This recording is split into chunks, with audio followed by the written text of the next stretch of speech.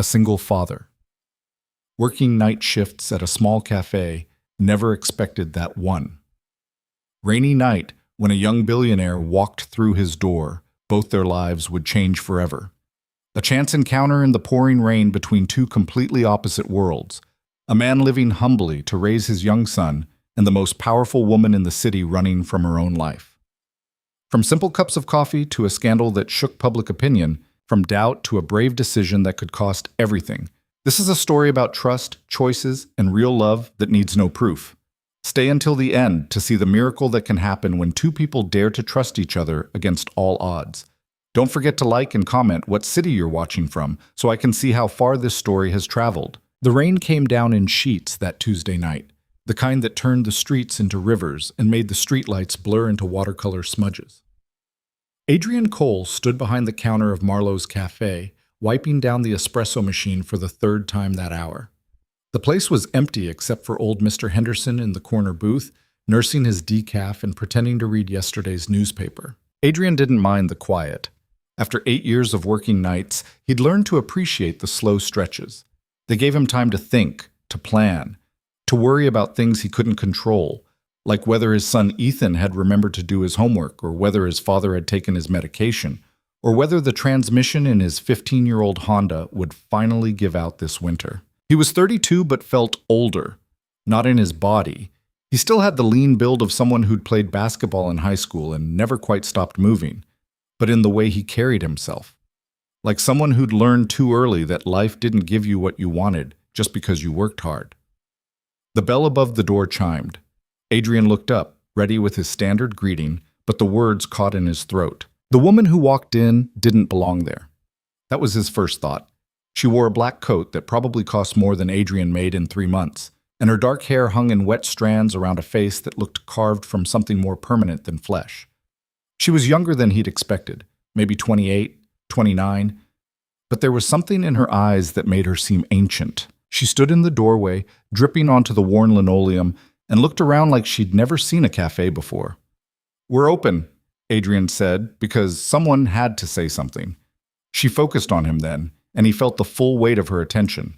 It was disconcerting being looked at like that, like she was trying to solve a puzzle she hadn't known existed. "Coffee," she said. Her voice was hoarse. "Just coffee. Black. Coming up?" Adrian reached for a mug, grateful for something to do with his hands. "Anything else?" "No." He poured the coffee, fresh because he'd made a new pot 20 minutes ago, and set it on the counter. She came forward slowly, like the floor might give way beneath her feet, and picked up the mug without meeting his eyes. $3, Adrian said. She blinked at him. Then she opened a purse that probably cost more than his car and pulled out a $100 bill. "I don't have change for that," Adrian said flatly. "There's an ATM 2 blocks down if you need to. Keep it." "For a $3 coffee?" "Keep it," she repeated, and there was something sharp in her voice now, something that suggested she wasn't used to being questioned. She took the coffee and walked to the booth farthest from the window, sliding in with her back to the wall. Adrian stood there holding the $100 bill and feeling like he'd just failed a test he hadn't studied for. After a moment, he rang up the coffee and put the bill in the register. He'd sort it out later. Maybe she'd forget about it. Maybe she wouldn't come back. She came back. The next night, same time, just after 11, when the dinner rush had long since faded and the pre-midnight crowd hadn't yet materialized. She wore different clothes but the same expression, like she was carrying something heavy and couldn't figure out where to put it down. "Black coffee," she said before Adrian could ask. $3, he said, and this time she had exact change. She took the same booth as before and sat the same way, staring at nothing in particular. Adrian went back to wiping down tables that didn't need wiping and pretending he wasn't aware of her presence. But he was. You couldn't not be aware of someone like that. Someone who radiated quiet desperation like a frequency only certain people could hear. On the third night, she spoke to him. "Do you ever get tired of this?" she asked. She was standing at the counter, waiting for her coffee, and the question came out of nowhere. Adrian paused mid-pour. "Tired of what?" "This." She gestured vaguely at the cafe, at the flickering fluorescent lights, and the cracked vinyl booths, and the ancient cash register that still had mechanical keys. The same thing every night, the same people, the same routine. He finished pouring and set the mug in front of her. Sometimes, he said honestly. But tired doesn't really matter, does it? You do what you have to do. What if you didn't have to? Then I'd be someone else. He rang up the coffee. $3. She paid and studied him for a long moment. You have a son, she said. Adrian's hand froze halfway to the register. How do you... There's a drawing taped to the wall behind you. It says, "To Dad," in crayon. He glanced back. Sure enough, Ethan's latest masterpiece, a wild landscape of purple mountains and orange trees that his son had insisted was totally realistic. Adrian had taped it up last week and already stopped seeing it. Yeah, Adrian said carefully. I have a son. How old? 7. She nodded like this confirmed something. He waits up for you. It wasn't a question. Adrian felt something tighten in his chest. Sometimes. When he can't sleep. Does he know you're tired? Kids don't think about things like that, Adrian said. They just know you're there or you're not. She picked up her coffee and went back to her booth without another word. On the 4th night, Adrian learned her name. Not because she told him, she didn't, but because Mr. Henderson, who knew everything about everyone despite never appearing to pay attention, leaned over after she left and said, That's Elena Voss.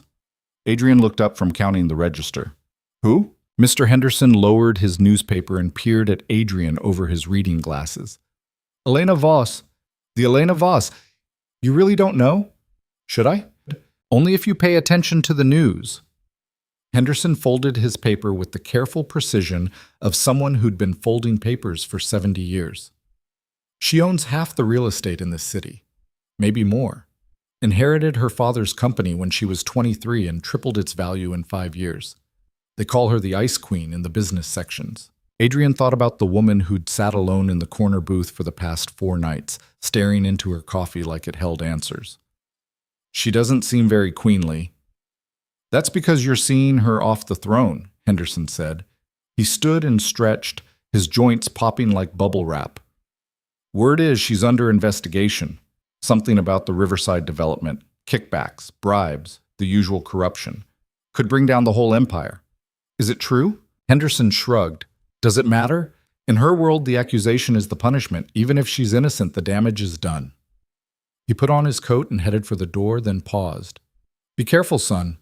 Women like that, they're not looking for friends. They're looking for lifeboats.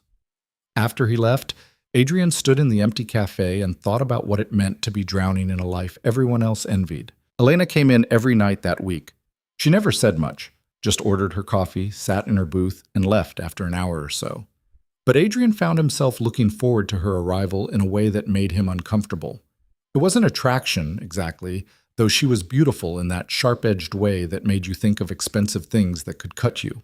It was more like recognition, like seeing someone else who knew what it felt like to be tired all the way down to your bones but unable to stop moving because stopping meant falling. On Friday night, the cafe was busier than usual. Some kind of concert had just let out at the venue down the street, and Adrian had a line of people ordering complicated drinks with too many adjectives. He was in the weeds, juggling 3 orders at once, when Elena walked in. She took one look at the crowd and turned to leave. Wait, Adrian called out, surprising himself. She paused. Give me 5 minutes. I'll have your coffee ready.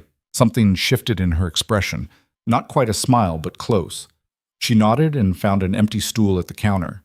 Adrian worked through the line with practiced efficiency, taking orders and making drinks and running the register while keeping up a steady stream of pleasant small talk that meant nothing. But he was aware of Elena watching him, and he found himself moving differently because of it, more carefully, more deliberately, like he was being evaluated for a job he hadn't applied for. When the line finally cleared, he poured her coffee and set it in front of her. You're good at this, she said. At making coffee? At making people feel seen. She wrapped her hands around the mug. That woman with the complicated latte, you remembered her name from last week, the college kid studying for finals.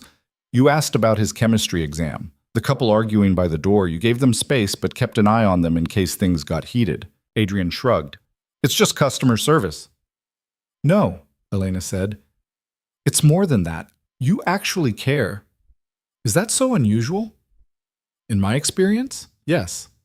She took a sip of coffee and looked at him over the rim of the mug. Why do you work nights? So I can be there during the day. For your son. Yeah. What about you? When do you get to rest? Adrian wiped down the counter. Rest is overrated. That's what people say when they're running from something. He looked up sharply. I'm not running. No? Elena set down her mug. Then what would you call it? Surviving, Adrian said. The word came out harder than he'd intended. I call it surviving, which is what you do when the world doesn't give you the luxury of running. For a long moment she didn't say anything. Then, I'm sorry, that was presumptuous of me. It's fine. It's not. She stood and pulled out a $10 bill, even though the coffee was only $3. I keep forgetting that not everyone has the option to run away from their problems. Some people have to face them head on because there's no other choice. She left before Adrian could respond. He stood there with the $10 bill in his hand and wondered what kind of problems required a billionaire to hide in a rundown cafe at midnight. The following Tuesday, Adrian's phone rang just as he was getting ready for work. It was the hospital. His father had collapsed at the senior center and been admitted with chest pains. Adrian called his neighbor Mrs. Chen to watch Ethan, then drove to the hospital with his hands shaking on the wheel. His father, 68 years old and stubborn as a mule, was sitting up in bed when Adrian arrived, arguing with the nurse about whether he really needed to stay overnight. Dad, Adrian said from the doorway. His father looked over and scowled. Don't you start. I'm fine, just a little dizzy spell. The doctor says it was more than a dizzy spell, the nurse said firmly. She was in her 50s with the no-nonsense demeanor of someone who'd seen everything twice. Your heart rate was irregular and your blood pressure is through the roof. We're keeping you for observation. I don't need observation. I need to get home and water my plants. I'll water your plants, Adrian said. He came into the room and sat in the chair beside the bed. Just do what they tell you, okay? His father's scowl deepened, but he sank back against the pillows. You should be at work. I called in. It's fine. You can't afford to miss shifts, Adrian. You've got bills. I've got this, Adrian said, even though they both knew it wasn't true. The hospital bill alone would wipe out what little savings he had. And if his father needed ongoing treatment, medications, follow-up appointments, maybe even surgery, Adrian had no idea how he'd pay for it. But he smiled anyway, because that's what you did. You smiled and pretended everything would work out, and you hoped that eventually the pretending would become real. His father reached out and squeezed Adrian's hand. His grip was weaker than it should have been. You're a good son, he said quietly. Better than I deserve. Don't, Adrian said. His throat felt tight. Just rest, okay? Everything else will sort itself out. It was a lie. They both knew it. But sometimes lies were kinder than the truth. Adrian stayed at the hospital until his father fell asleep, then drove home to relieve Mrs. Chen. Ethan was already in bed, curled up with his stuffed elephant and snoring softly. Adrian stood in the doorway and watched his son sleep, feeling the full weight of his responsibilities settle across his shoulders like a physical thing. He couldn't afford to break. Not now. Not ever. By the time Adrian made it to the cafe, it was almost midnight. Marco, the day manager, had stayed late to cover, and he looked exhausted. How's your dad? Marco asked, grabbing his coat. They're keeping him overnight, maybe longer. Adrian tied on his apron. Thanks for covering. Of course, man. Family first. Marco hesitated at the door. Listen, if you need some time, I'm fine, Adrian said quickly. I need the hours. Marco nodded, understanding without needing the explanation. He left, and Adrian was alone with the espresso machine and his thoughts. Elena came in 20 minutes later. She looked different tonight, more put together, like she'd made an effort. Her hair was pulled back, and she wore a charcoal suit that probably came from somewhere with a name Adrian couldn't pronounce. But her eyes still had that same haunted quality, like she was being chased by something invisible. Black coffee, she said. Adrian poured it without a word and set it on the counter. His hands were steadier than they'd been at the hospital, but only just. $3, he said. Elena pulled out her wallet, then paused. Are you okay? I'm fine. You don't look fine. Well, I am. The words came out sharper than he'd intended. He took a breath and tried again. Long day, that's all. She studied him for a moment, then paid for the coffee and went to her usual booth. Adrian expected her to sit down and disappear into her own thoughts like always, but instead she came back to the counter. "What happened?" she asked. "Nothing." "Adrian." It was the first time she'd used his name. He didn't remember telling her, but maybe she'd asked Marco, or maybe she'd noticed his name tag. "Something happened. You look like you're holding yourself together with duct tape and prayer." "I don't pray," he said automatically. A ghost of a smile crossed her face. "Figure of speech." He sighed and leaned against the counter. "My dad's in the hospital. Heart problems. They're running tests." The words came out flat, drained of emotion. If he let himself feel it, he'd fall apart, and he couldn't afford that luxury. "Is he going to be okay?" "They don't know yet." Elena was quiet for a moment. Then she said, "What hospital? Why?" "Just tell me." "Mercy General. Why does it—" "What's his name?" Adrian frowned. "Robert Cole. Look, I don't see what—" "I'm going to make a phone call," Elena said. She pulled out her phone and walked toward the door. "Wait," Adrian called after her. "What are you doing?" She paused with her hand on the door. "Making sure your father gets the best possible care. I can't afford—" "I'm not asking you to pay for it." She met his eyes. "Let me do this, please." There was something in her voice that stopped Adrian's protest before it fully formed. Not pity, he would have rejected pity, but something else. Understanding, maybe. Or recognition, like she knew what it felt like to watch someone you love slip away and be powerless to stop it. "Why?" Adrian asked. "You don't even know me." "No," Elena agreed. "But you're the only person in this city who's treated me like a human being in the past 3 weeks. That's worth something." She left before he could respond. Adrian stood behind the counter, feeling like the ground had shifted beneath his feet. He didn't know what to make of Elena Voss, the ice queen, the billionaire under investigation, the woman who hid in his café like it was a sanctuary. But he knew, with a certainty that made his chest ache, that she'd just changed something fundamental in his life. Whether that change was for better or worse, he'd have to wait and find out. The next morning, Adrian got a call from the hospital. His father had been moved to a private room and assigned to Dr. Sarah Chen, one of the top cardiologists in the state. The nurse on the phone sounded apologetic when she explained that the previous tests had been incomplete, but Dr. Chen had ordered a full cardiac workup and assured them that Mr. Cole would receive comprehensive care. "I don't understand," Adrian said. He was sitting in his kitchen, Ethan eating cereal across from him. "We can't afford—" "It's been taken care of," the nurse said. "An anonymous benefactor has covered all expenses related to your father's treatment." Adrian closed his eyes. "I see." After he hung up, he sat staring at his phone for a long time.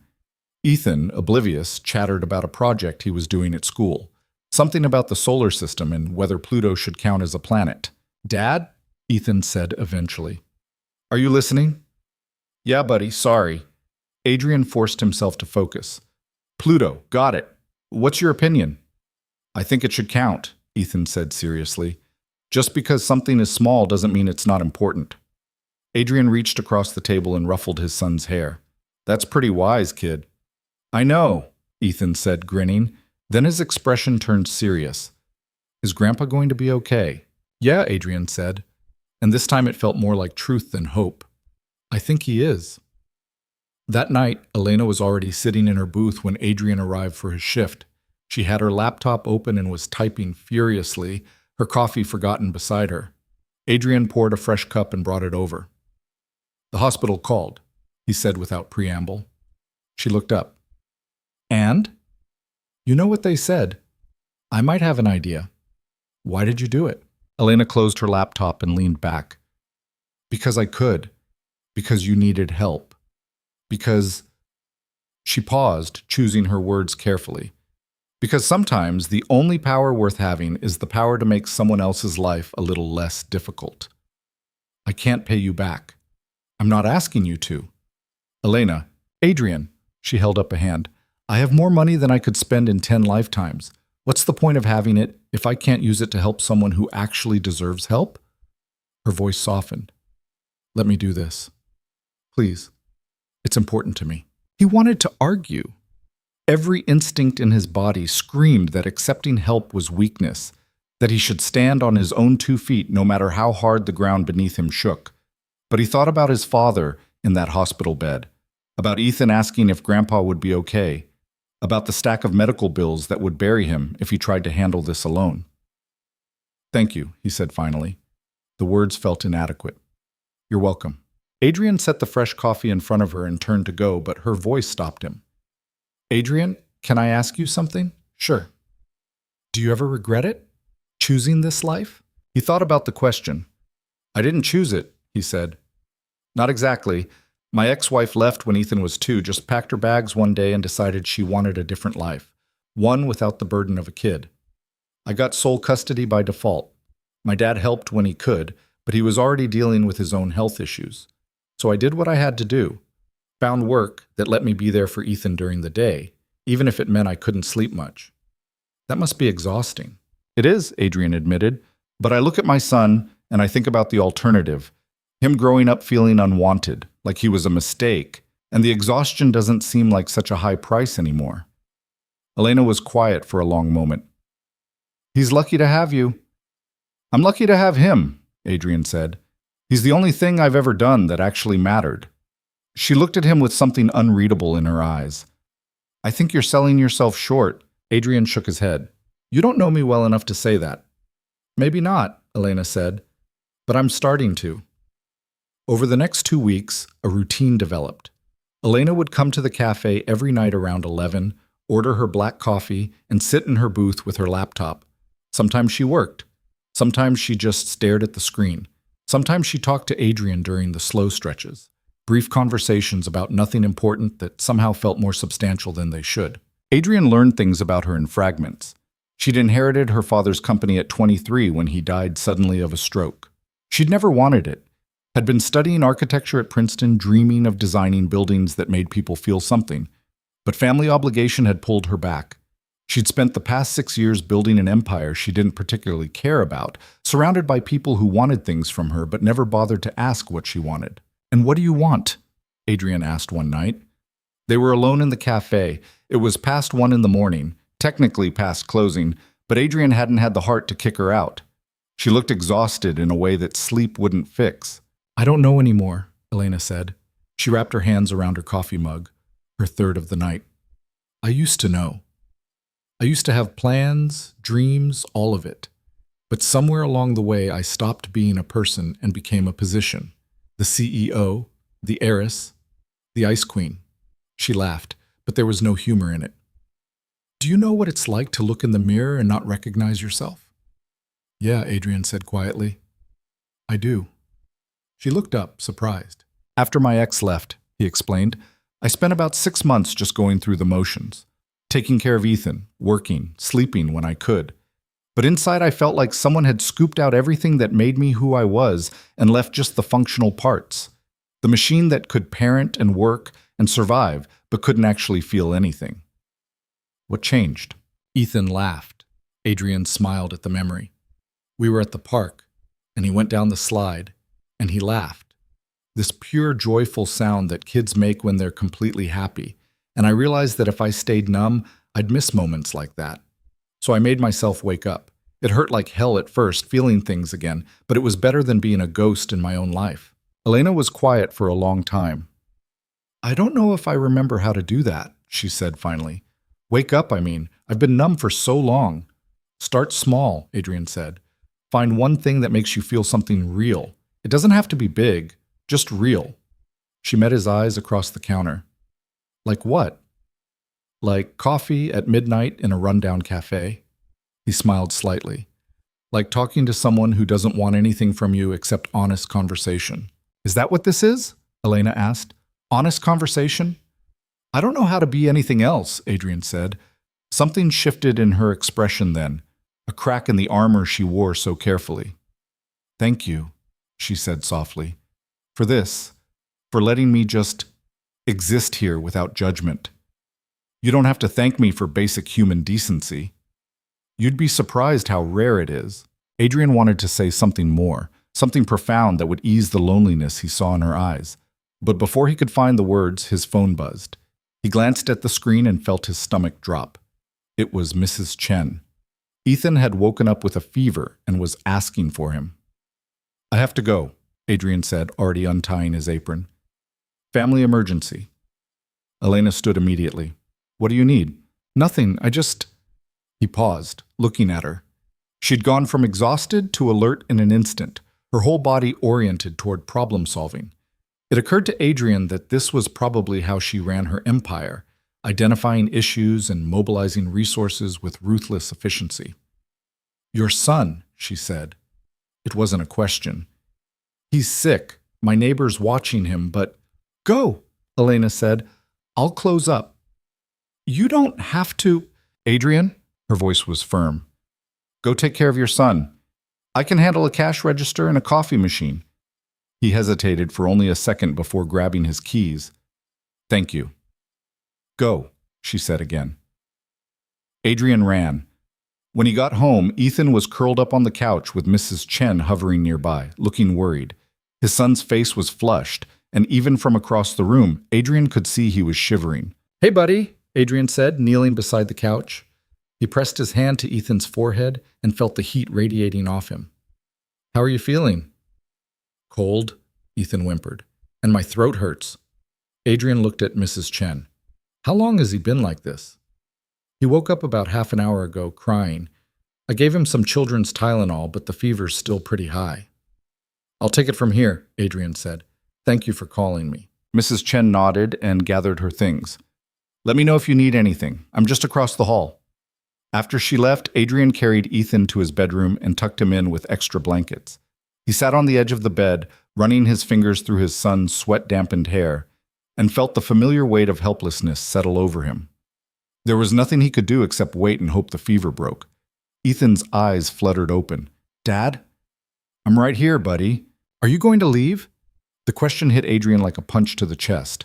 "No," he said firmly. "I'm staying right here until you feel better." "Promise?" "I promise." Ethan closed his eyes, reassured. Within minutes, his breathing evened out into sleep. Adrian sat there in the dark, listening to his son breathe, and thought about Elena closing up the cafe alone. He should probably call Marco and explain what happened, make sure everything was secure, but exhaustion was catching up with him, and Ethan's hand was wrapped around his, and moving felt impossible. His phone buzzed. A text from an unknown number. "Everything's locked up. Registers counted and in the safe. Left a note for the morning shift." "Your son okay?" Adrian stared at the message. He didn't remember giving Elena his number, but she'd probably gotten it from Marco's employee contacts. He typed back, "Fever. Nothing serious. Thank you for closing up." Her response came quickly. "Let me know if you need anything. I mean it." Adrian set his phone aside and closed his eyes, Ethan's hand still clasped in his. For the first time in a long time, he didn't feel quite so alone in carrying the weight of his responsibilities. And that terrified him more than he wanted to admit. Ethan's fever broke around 4 in the morning. Adrian woke with a jolt, his neck stiff from sleeping in the chair beside his son's bed. The room was still dark except for the nightlight shaped like a rocket ship, and for a moment Adrian didn't remember where he was. Then Ethan shifted under the blankets, and it all came flooding back. Adrian reached out and touched his son's forehead. Cool. Thank God. He stood carefully, trying not to wake Ethan, and shuffled into the kitchen to make coffee. The apartment was quiet in that heavy way it gets before dawn, when the world feels like it's holding its breath. Adrian stood at the counter watching the coffee drip and thinking about Elena Voss closing up his cafe, counting the register, leaving notes for the morning shift. Things she had no reason to do, things that didn't benefit her in any measurable way. His phone was on the counter where he'd left it. 3 missed calls from Marco, 2 text messages asking if everything was okay. Adrian sent back a quick reply explaining about Ethan's fever, then hesitated before opening his thread with Elena. He typed, "Thank you again for last night. I owe you one." The response came almost immediately, like she'd been awake too. "You don't owe me anything. How's your son?" "Fever broke. He'll be fine." "Good. Get some rest." Adrian set the phone down and poured his coffee. Through the kitchen window, he could see the sky starting to lighten, that gray-blue color that comes before sunrise. In a few hours, Ethan would wake up demanding breakfast and cartoons, and Adrian would pretend he'd slept more than 90 minutes. Then he'd take his son to school, check on his father at the hospital, maybe grab a couple hours of sleep before his shift started again. The routine was exhausting, but it was his, and he'd built it from nothing, and that had to count for something. His phone buzzed again. Elena, can I ask you something? Adrian, sure. Why do you work so hard to keep people at a distance? He stared at the message for a long moment. His first instinct was to deny it, to say he didn't know what she was talking about. But something about the hour, that strange intimacy of pre-dawn conversations, made him answer honestly. Because letting people in means giving them the power to leave. And I've had enough of that for one lifetime. The typing indicator appeared, disappeared, appeared again. Finally, I understand that more than you know. Adrian didn't respond. What was there to say? They were both damaged in their own ways, both protecting wounds that hadn't quite healed. Maybe that's why they'd found each other in a midnight cafe. Two people who understood that sometimes survival meant building walls so high you forgot what the view looked like from the other side. He finished his coffee and went back to check on Ethan. His son was sleeping peacefully now, his stuffed elephant tucked under one arm. Adrian stood in the doorway and felt something loosen in his chest. This was enough. It had to be enough. By the time Adrian got to the hospital later that morning, his father was sitting up in bed arguing with a nurse about breakfast. I don't like oatmeal, Robert Cole was saying. I've never liked oatmeal. Why would I start now? Because it's good for your heart, the nurse said patiently. She was younger than the one from before, with bright red hair and the kind of unflappable demeanor that suggested she'd heard every complaint in the book. My heart's fine. Mr. Cole, you're in a cardiac unit. Your heart is demonstrably not fine. Adrian knocked on the doorframe. Morning, Dad. His father's scowl transformed into something that might have been a smile if he'd been the smiling type. There you are. Tell this woman I don't need to eat oatmeal. Eat the oatmeal, Dad. Traitor. The nurse gave Adrian a grateful look and left them alone. Adrian pulled up a chair and sat down, studying his father's face. He looked better than he had 2 days ago, less gray, more present. But there was a fragility to him now that Adrian had never seen before, and it made his stomach hurt. How are you feeling? Adrian asked. Like I'm being held hostage by people in scrubs. Robert picked at the oatmeal with his spoon, making a face. They won't tell me when I can go home. Probably because you keep arguing with them about oatmeal. It's the principle of the thing. Adrian sighed. Dad, they're trying to help you. I know that. Robert set down the spoon and looked at his son. I also know that every day I'm in here is a day you're worrying yourself sick and stretching your budget even thinner, so forgive me if I'm eager to get out. The bills are covered, Adrian said. I told you. I know what you told me. What I want to know is how. Robert's eyes narrowed. Where did the money come from, Adrian? Adrian had been dreading this question. A friend helped out. What friend? You don't have friends with that kind of money. It's complicated. Uncomplicate. Adrian rubbed his face. There's a woman who comes into the cafe sometimes. Elena. She found out you were sick and offered to help with the medical bills. Robert stared at him.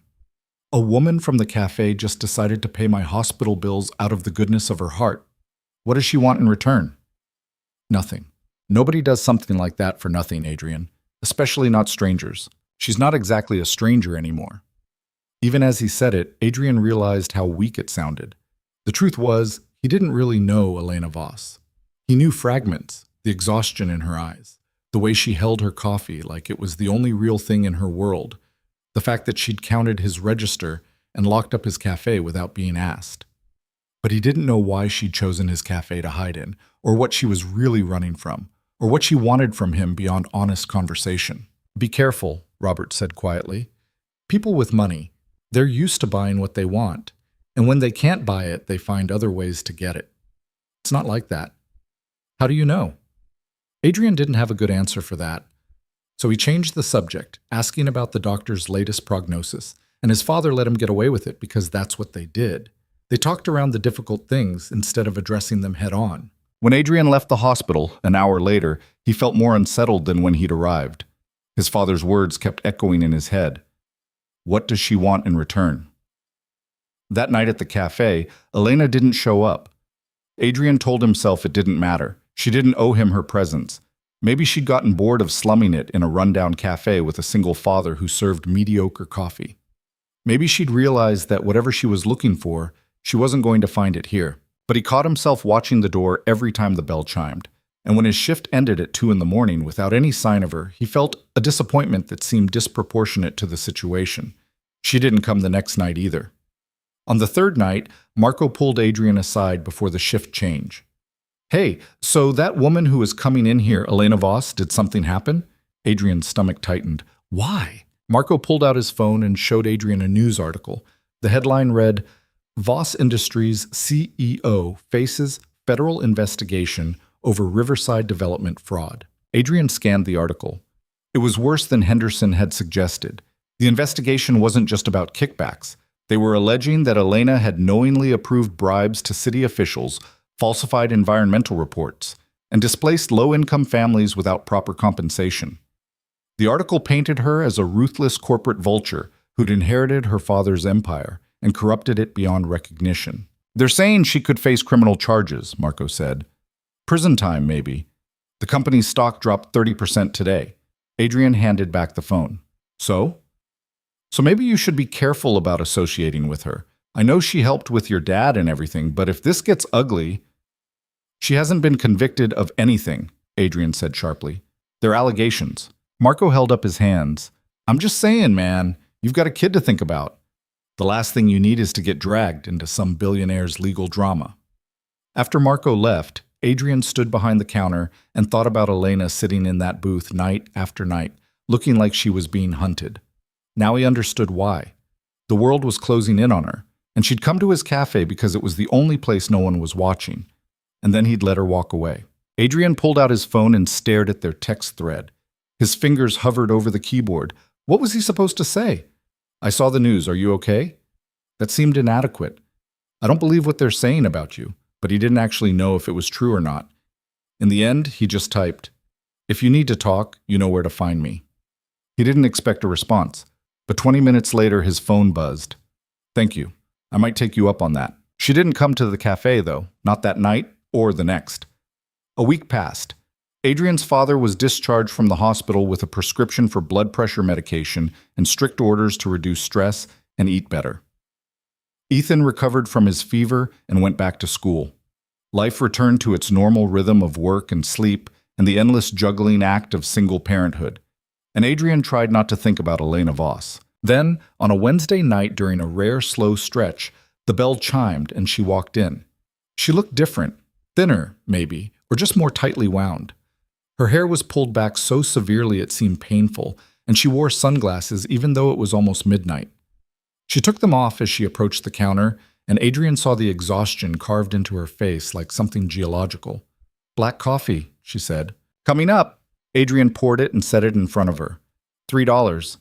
She paid and took the cup, but she didn't move toward her usual booth. Instead, she stood there at the counter, holding the coffee like she'd forgotten what to do with it. "Do you want to sit?" Adrian asked. "I want to explain." "You don't owe me an explanation." "Yes, I do." Elena set down the coffee. "You read the news." "I read it." "And?" Adrian shrugged. "And nothing. I don't know you well enough to judge whether it's true or not." Something flickered across her face. Relief, maybe, or surprise. "Most people have already decided I'm guilty." "Most people don't know you." "You don't know me either." "No," Adrian agreed.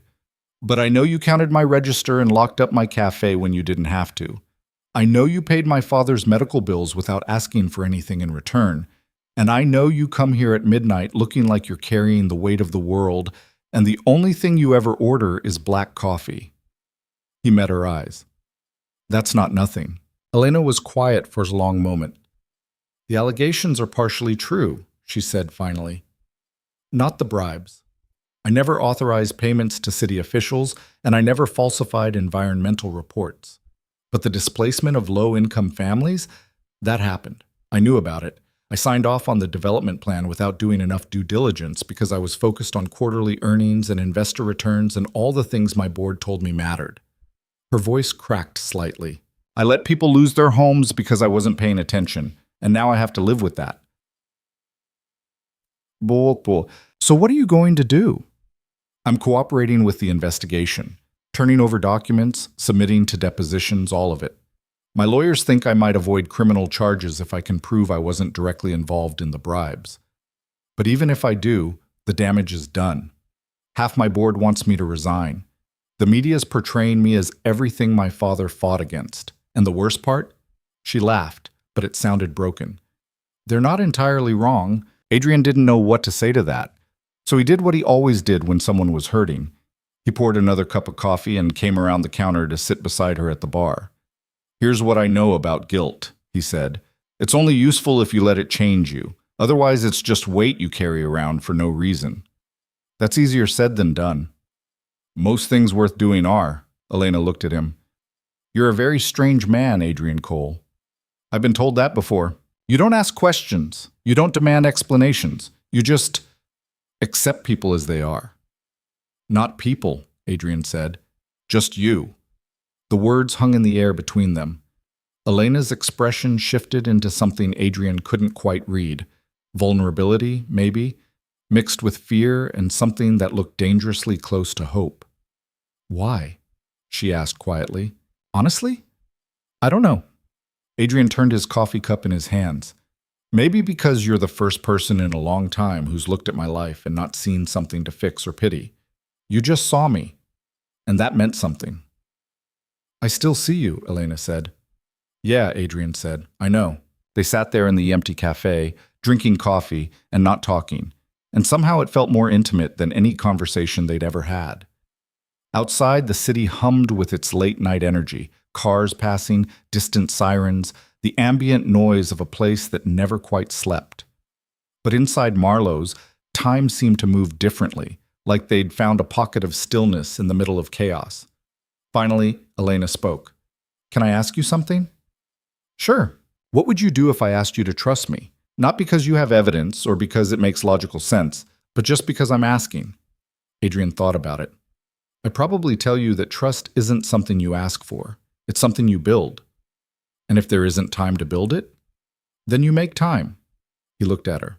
Why? What are you really asking me? Elena took a breath. The investigation is expanding. They're looking into everyone I've had contact with over the past 6 months. Everyone I've paid, everyone I've helped, everyone who might be considered an associate or potential co-conspirator. She paused. That includes you. Adrian felt something cold settle in his stomach. What? The hospital bills for your father. They're going to question why I paid them. They're going to suggest it was payment for services rendered or hush money or leverage. And they're going to dig into your life looking for connections. There are no connections. I barely know you. They won't see it that way. In their world, nobody helps anyone without an agenda. Elena's voice was tight. I'm sorry, Adrian. I never meant to drag you into this. I'm not worried about me, Adrian said, though that wasn't entirely true. I'm worried about Ethan. If people start asking questions, if the media gets involved. I know. Elena stood abruptly. That's why I came here tonight, to warn you, and to tell you that if anyone asks, you should distance yourself from me completely. Tell them I was just a customer. Tell them you barely spoke to me. Whatever you need to say to protect yourself and your son. Elena, I mean it, Adrian. I won't let you get hurt because of my mistakes. She grabbed her purse and headed for the door. Wait, Adrian called after her. She paused but didn't turn around. What if I don't want to distance myself? Now she did turn. What? What if I think the people investigating you are wrong? What if I want to stand by you anyway? Elena stared at him like he'd spoken a foreign language. Why would you do that? Because you'd do the same for me, Adrian said simply. Because that's what decent people do when someone they care about is in trouble. You don't care about me. You can't. You don't even know me. Maybe not. Adrian came around the counter. But I know enough. And I know that if I walk away now because it's convenient, I'll regret it for the rest of my life. Adrian, this could ruin you. I'm a night shift worker at a cafe in a neighborhood nobody cares about. What exactly do I have to ruin? He saw her flinch and softened his voice. Look, I'm not saying I'm going to go on TV and defend you or anything dramatic like that, but I'm also not going to pretend I don't know you. And if someone asks me about you, I'm going to tell them the truth. that you helped my family when we needed it, and you never asked for anything in return. The truth won't matter to them. Maybe not, but it matters to me. Elena's eyes were bright with something that might have been tears. You're an idiot, she said, but there was no heat in it. Yeah, well, I've been called worse. She laughed, a real laugh this time, short but genuine. I don't deserve your loyalty. Probably not, Adrian agreed, but you've got it anyway. For a moment he thought she might argue further. Instead, she crossed the distance between them and hugged him, quick and tight and desperate, like she was trying to absorb some of his certainty through physical contact. Then she let go and stepped back, wiping at her eyes. Thank you, she said, for being exactly who you are. Same to you, Adrian said. After she left, Adrian stood in the empty cafe and wondered what the hell he'd just signed up for. Marco's warning echoed in his head. You've got a kid to think about, and his father's caution. People with money, they're used to buying what they want. They were right, both of them. The smart thing would be to cut ties with Elena, to protect himself and Ethan from whatever fallout was coming. The smart thing would be to recognize that he and Elena existed in completely different worlds, and that trying to bridge that gap would only end in pain. But Adrian had stopped making smart decisions a long time ago. He'd chosen single fatherhood over an easier life. He'd chosen night shifts so he could be there during the day. He'd chosen survival over comfort again and again, and it had been hard and exhausting and completely worth it. So why not choose this too? Why not choose loyalty to someone who'd shown him kindness when she didn't have to? Why not choose to believe that maybe, just maybe, trust was something you built by taking risks instead of playing it safe? His phone buzzed. A text from Elena. I meant what I said. You can still walk away. No hard feelings. Adrian typed back, I'm not walking anywhere. Get some rest, stubborn man. You have no idea. The next few days passed in a strange sort of tension. Adrian went through his routine, dropping Ethan at school, checking on his father, working his shifts, but he felt like he was waiting for something to drop. An interview request from a journalist, a visit from investigators, something that would make this situation real instead of theoretical. What he got instead was a phone call from Marco. We need to talk, Marco said. Can you come in early today?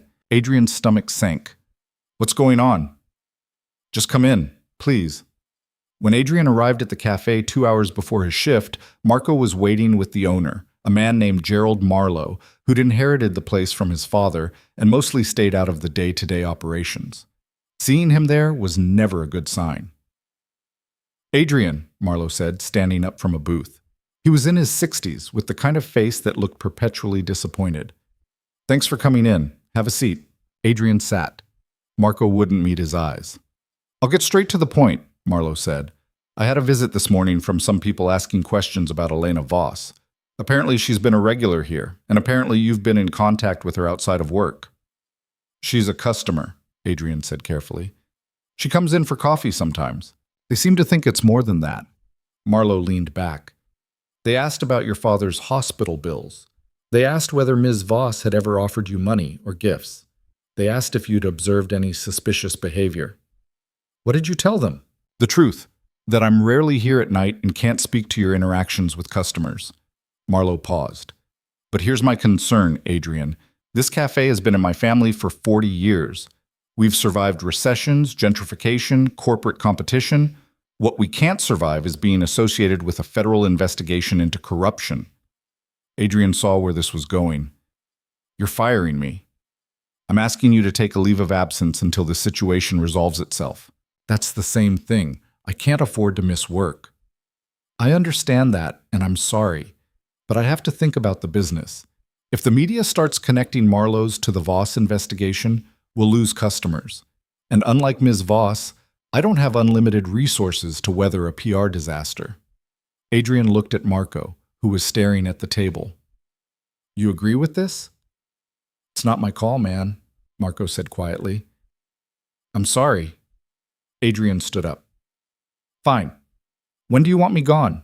End of the week, Marlowe said. I'll pay you through the month as severance. It's the best I can do. Adrian walked out without another word. He made it to his car before the anger hit, hot and sharp and useless.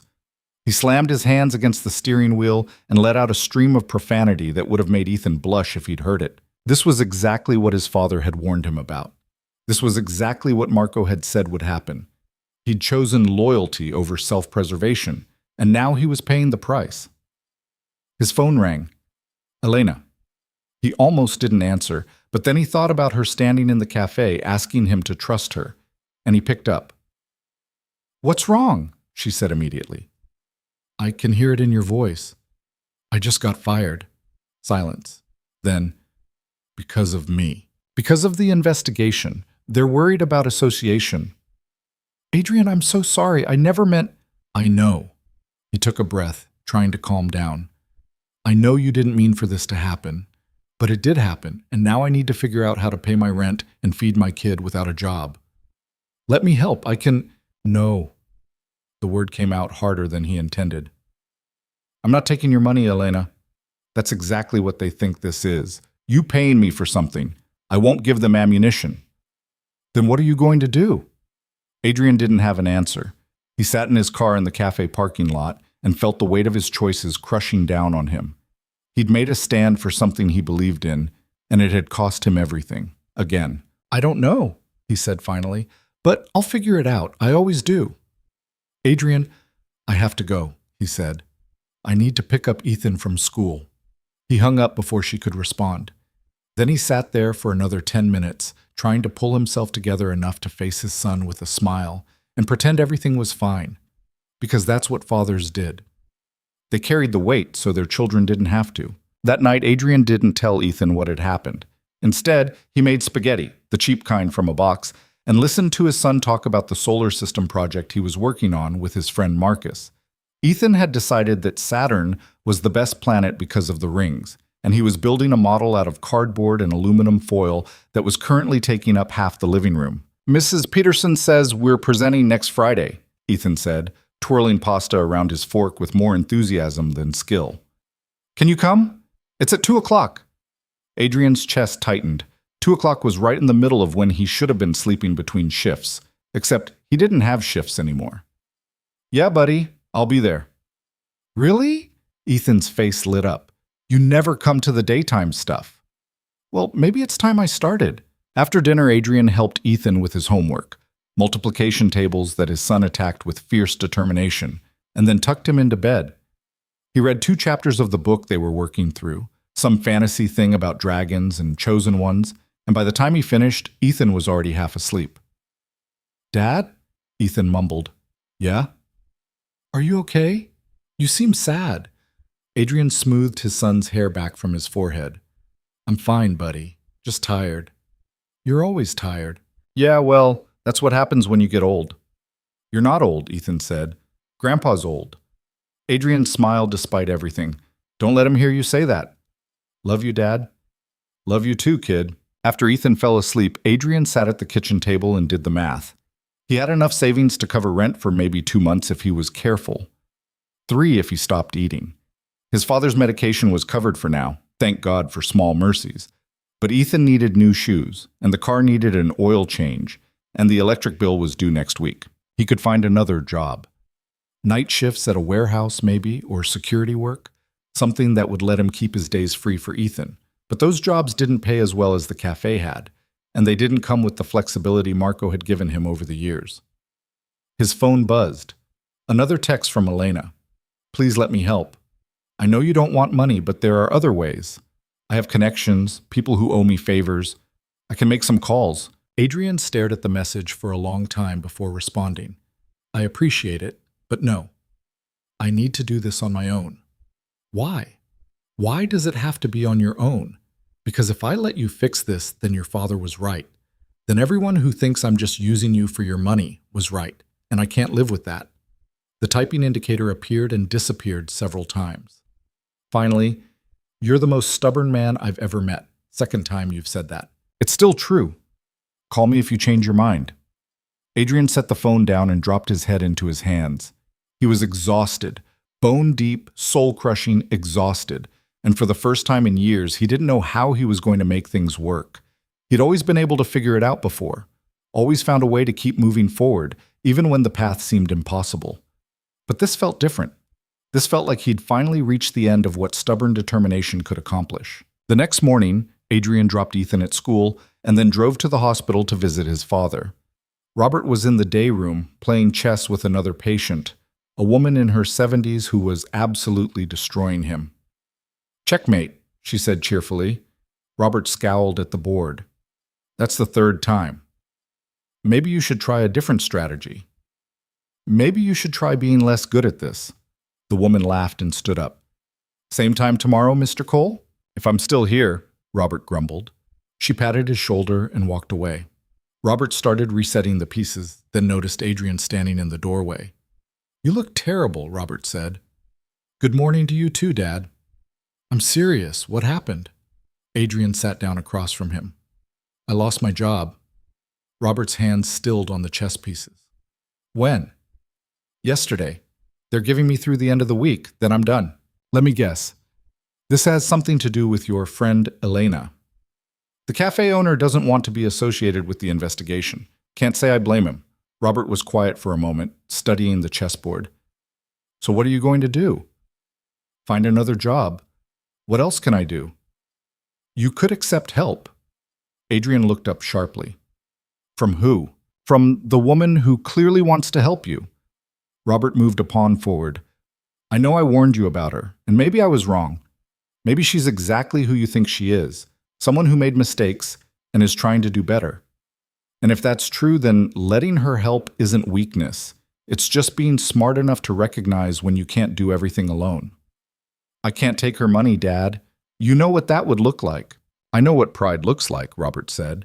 "And I know what happens when you let it get in the way of taking care of your family." He met Adrian's eyes. "Your mother and I struggled for years because I was too stubborn to ask for help when we needed it. I worked myself into the ground trying to prove I could handle everything, and all it got me was stress and resentment and a heart that's barely holding together. Don't make the same mistakes I did, son." Adrian felt his throat tighten. "I'm not you." "No, you're worse. You're me with even more to prove." Robert reached across the table and gripped Adrian's hand. "Let someone help you. Not because you can't do it yourself, but because you don't have to." Adrian wanted to argue, wanted to insist that he'd figure this out, just like he'd figured out everything else. But the words wouldn't come. Because the truth was, he was tired of fighting alone, tired of pretending he had all the answers, tired of carrying weight that was slowly crushing him into dust. "I'll think about it," he said finally. "That's all I'm asking." After leaving the hospital, Adrian sat in his car in the parking lot and pulled out his phone. He stared at Elena's number for a long time before finally calling her. She answered on the second ring. "Adrian? You said you could make calls, that you had connections." "Yes." "I need a job, something with flexible hours that pays decently. I don't care what it is as long as it's legal and won't make things worse for you." There was a pause. "Are you sure? I thought you wanted to do this on your own." "Yeah, well, I've been told I need to get better at accepting help." He took a breath. "So I'm asking, can you help me find work?" "Yes," Elena said immediately. "Absolutely. Give me 24 hours.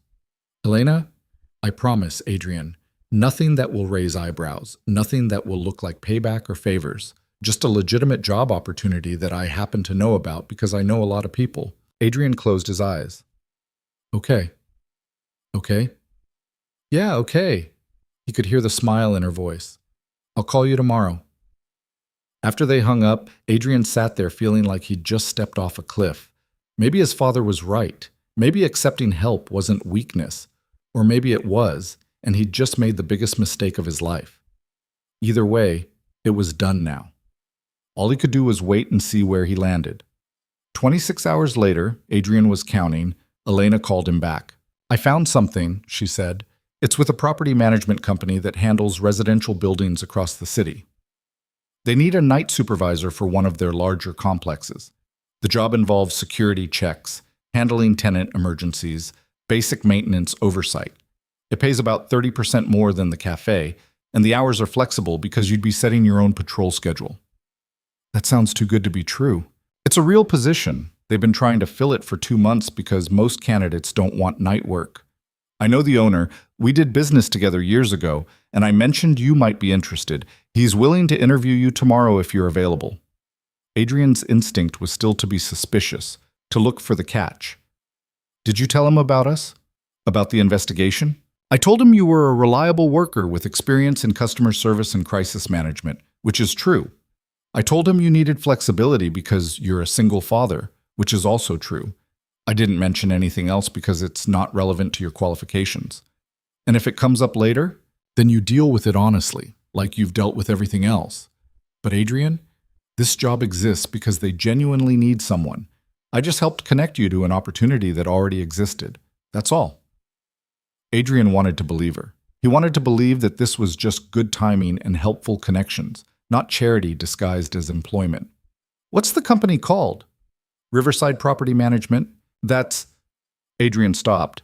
That's one of yours, isn't it? One of the companies involved in the investigation. Elena was quiet for a moment. It was. I divested my shares 2 weeks ago. I no longer have any financial stake in Riverside, and I'm not on the board. The company is independently operated now. But people will still connect it to you. Maybe. Probably. Her voice was steady. But the job is legitimate, Adrian, and you need work. So the question is whether you're going to let fear of perception stop you from taking care of your family. It was almost the exact same argument his father had made, and Adrian was tired, so tired, of trying to do everything the hard way just to prove he could. What time's the interview? He asked. 10 o'clock tomorrow morning. I'll text you the address. Okay, thank you, Elena. You don't have to thank me. Just promise me you'll go to the interview with an open mind. I promise. The interview was with a man named David Chen, who ran Riverside with the efficient intensity of someone who'd built his business from scratch and wasn't interested in nonsense. He was in his 50s, lean and quick-moving, and he looked at Adrian like he was trying to see through to the other side. Elena speaks highly of you, Chen said. They were sitting in a small office that overlooked one of the residential complexes Riverside managed. Says you're reliable and good in a crisis. I try to be. This job isn't glamorous. You'd be working 10 at night to 6 in the morning, 5 days a week, walking the property, checking security systems, dealing with whatever problems come up, noise complaints, broken pipes, drunk residents locked out of their apartments. You'd be the point person for anything that can't wait until morning. I'm used to night work. Chen nodded. Elena also mentioned you have a son. How old? 7. Who watches him while you work? I have a neighbor who helps out, and my father lives nearby. What happens if there's an emergency during your shift? If your kid gets sick or needs you? Adrian met Chen's eyes. Then I handle it. I've been managing work and parenting for 5 years. I know how to balance both. No offense, but everyone says that. Then their kid has a soccer game or a school play, and suddenly they need to leave early 3 nights a week. I don't lie about my availability, Adrian said. If I can't do the job, I'll tell you up front. But I can do this job, and I need it. Chen studied him for a long moment. Why'd you leave your last position? Adrian had been dreading this question. He could lie, could say he was looking for better pay or more stable hours, but lying would just catch up with him later, and he was tired of pretending. I was let go, he said. The owner was worried about association with Elena Voss because of the investigation. He thought it would be bad for business. And you think working here won't have the same problem? I think it might. But I'm hoping you're the kind of person who judges people on their own merits, not their associations. Chen leaned back in his chair. You know, Elena's divesting from Riverside, right? That she's cutting ties across the board. She mentioned that. You know why? I assume it has to do with the investigation. Partially, but mostly it's because she's trying to protect the companies she built from getting dragged down with her. Riverside has 250 employees. If the investigation tanks the company because of her involvement, those people lose their jobs, so she's stepping away. Chen paused. That tell you anything about her character? That she takes responsibility for her actions. Exactly. Chen stood up and extended his hand. The job's yours if you want it. You can start Monday. Adrian shook his hand, feeling like he'd just won something he hadn't realized he was competing for. Thank you. I won't let you down. See that you don't. When Adrian called Elena to tell her about the job, she answered with an anxious edge to her voice. How did it go?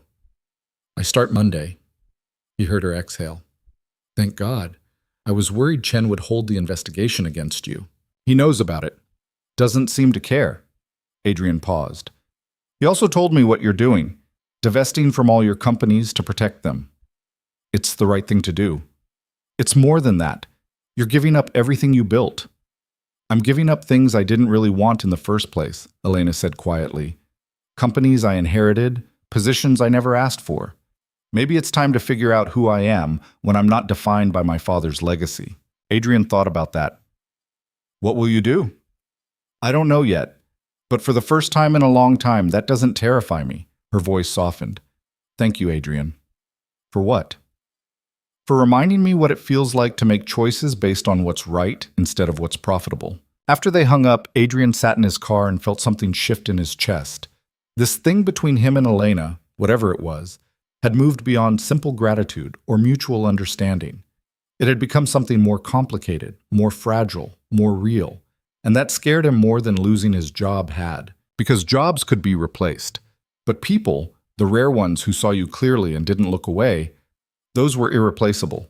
And losing them hurt in ways that money and determination couldn't fix. The next few days passed in a blur of transition.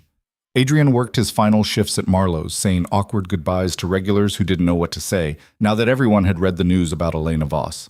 Marco gave him a hug and slipped him an extra $100 as severance. Off the books, don't tell Marlowe, and made Adrian promise to stay in touch. On his last night, old Mr. Henderson came in and sat at the counter instead of his usual booth. Heard you're moving on, Henderson said. Yeah, new job, better pay. Property management, right? Night supervisor. Adrian wasn't surprised Henderson knew. The man had a network of information that would put most intelligence agencies to shame. That's right. Henderson stirred sugar into his coffee. People are going to talk, about you and Ms. Voss. Let them talk. They'll say you're using her for money, that you're taking advantage of her situation. I know what they'll say. Adrian wiped down the counter. Doesn't make it true. No, Henderson agreed. But it doesn't make it not hurt either. He took a sip of coffee. Can I give you some advice, son? Can I stop you? Henderson smiled. Smart kid. Here's what I've learned in 73 years of watching people make the same mistakes over and over. The ones who win aren't always the ones who fight the hardest. Sometimes they're the ones who know when to duck and when to stand up, when to defend themselves and when to let their actions speak louder than their words. Which one am I supposed to be doing? That's up to you. But whatever you choose, make sure you're doing it for the right reasons. Not for pride, not for fear, not to prove something to people whose opinions don't matter. Do it because it's true to who you are. Adrian thought about that. And who am I? A father who'd do anything for his son. A man who keeps his promises. Someone who believes in loyalty even when it costs him. Henderson stood and put on his coat. Don't lose that in all this mess. The world has enough people who change themselves to fit the situation. It needs more people who stay steady no matter what comes. He left a $10 bill for a $3 coffee and walked out into the night. Adrian started his new job the following Monday. The residential complex was massive. 3 towers connected by covered walkways, with a courtyard and parking garage, and enough amenities to qualify as a small city. Chen walked him through everything on his first night, showing him the security systems, the emergency protocols, the maintenance logs that needed updating. Questions? Chen asked after the tour. Hundreds, but I'll figure it out as I go. Good answer. Chen handed him a radio and a set of master keys. You've got my number if something explodes. Otherwise, use your judgment. The first week was rough. Adrian spent his shifts learning the layout, meeting the overnight maintenance staff, and dealing with an endless parade of minor crises. A pipe burst in Tower B. Someone locked themselves out on the roof after sneaking up there to smoke. 2 residents got into a screaming match at 2 a.m. over a parking space. Adrian handled it all with the same calm efficiency he'd used at the café, and slowly, the building's rhythms started making sense. What surprised him was how much he enjoyed it. There was something satisfying about solving tangible problems, fixing things, helping people, maintaining order in a small corner of the world. It wasn't glamorous, but it was useful. And after years of serving coffee to people who barely saw him, being useful felt like an upgrade. On Thursday night of his second week, Adrian was checking the security cameras in Tower C when he noticed someone sitting alone in the courtyard. It was almost 3 a.m, and the courtyard was supposed to be closed after midnight. He headed down to investigate and found Elena sitting on a bench, staring at the fountain. "You're trespassing," Adrian said. She looked up, startled, then relaxed when she saw him. "Are you going to arrest me? I'm not actually a cop. I just have to call one." "Please don't. I'd never live down the publicity." Adrian sat down beside her. "What are you doing here? It's the middle of the night." "I couldn't sleep. Kept thinking about the deposition tomorrow, so I went for a drive and ended up here." She glanced at him. "I didn't know you worked at this property."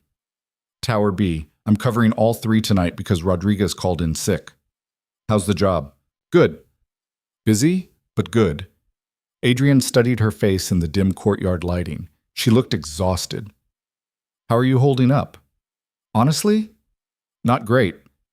The investigation keeps expanding. They've frozen my assets pending review. I'm living off a trust fund my grandmother set up that they can't touch. But everything else, the houses, the cars, the bank accounts, it's all locked up. My lawyers say it's standard procedure, but it feels like I'm being erased piece by piece." "I'm sorry." "Don't be. It's what I deserve for not paying attention to what my company was doing in my name." She pulled her coat tighter around herself. "The worst part is knowing that even if I'm cleared, I'll never get back what I lost. Not the money, I don't care about that. But the trust, the reputation, the belief that I was building something meaningful, that's gone." Adrian didn't know what to say to that, so he just sat with her. 2 people who'd ended up in the same place through completely different paths, both trying to figure out what came next. "Can I ask you something?" Elena said after a while. "Sure." "Why haven't you pushed me away? After everything that's happened, losing your job, the scrutiny, all of it, why are you still here?" Adrian thought about Henderson's advice, about knowing who you were and staying steady. "Because I don't abandon people when things get hard," he said. "That's not who I am. And because I think you're worth standing beside even when it's complicated." "You barely know me." "I know enough." He met her eyes. "I know you paid my father's medical bills without asking for recognition. I know you divested from your companies to protect your employees. I know you come to parking lot courtyards at 3 in the morning because you can't stop your brain from tearing itself apart. That's not nothing, Elena." She was quiet for a long moment. "What if I'm not worth it? What if I'm exactly what the investigation says I am? Someone who got rich by hurting people and didn't care enough to stop it?" "Then you deal with the consequences and become someone better," Adrian said. "But I don't think that's who you are. I think you're someone who inherited a mess and did the best you could with it, and now you're trying to make things right. That's a generous interpretation. Maybe. Or maybe I just see you more clearly than you see yourself." Elena laughed, a soft, broken sound. "You're either the best person I've ever met or the most naive. Can't I be both?" She leaned her head against his shoulder, and Adrian felt his breath catch. This was crossing a line they'd been dancing around for weeks, moving from friendship into something more complicated and infinitely more dangerous. But he didn't pull away. Instead, he sat there in the empty courtyard, Elena's weight against his shoulder, and let himself acknowledge what he'd been trying to ignore. He was falling for her. Maybe had been since that first night she'd walked into the café looking like she was drowning in her own life. And that terrified him more than any investigation or job loss or public scrutiny could. Because caring about someone meant giving them the power to hurt you. And Adrian had been hurt enough for one lifetime. "I should go," Elena said eventually, but she didn't move. "Yeah. I have the deposition at 9. I should try to sleep." "Probably." She lifted her head and looked at him. "Thank you. For this. For being exactly what I needed tonight. Any time." She stood and started walking toward the parking garage, then paused and turned back. "Adrian, no matter what happens with the investigation, no matter how this ends, I want you to know that meeting you was the best thing that's happened to me in years. Maybe ever." Before Adrian could respond, she was gone. He sat in the courtyard for another hour, watching the fountain and thinking about choices and consequences and the 1,000 small moments that led people to exactly where they needed to be. Then he finished his rounds, logged his reports, and went home to sleep through the afternoon before picking up Ethan from school. His son was waiting by the flagpole with his backpack and his Saturn model, which was now covered in glitter. "Mrs. Peterson loved it," Ethan announced. "She said it was the most creative interpretation she'd seen." "That's great, buddy. Can we go to the park? Marcus is going to be there and we want to play astronauts." Adrian was exhausted, but he looked at his son's hopeful face and knew there was only one answer. Yeah, we can go to the park. Ethan whooped and ran toward the car, his backpack bouncing against his shoulders. Adrian followed more slowly, feeling the weight of too many nights and not enough sleep. But watching Ethan's joy made it bearable, made everything bearable.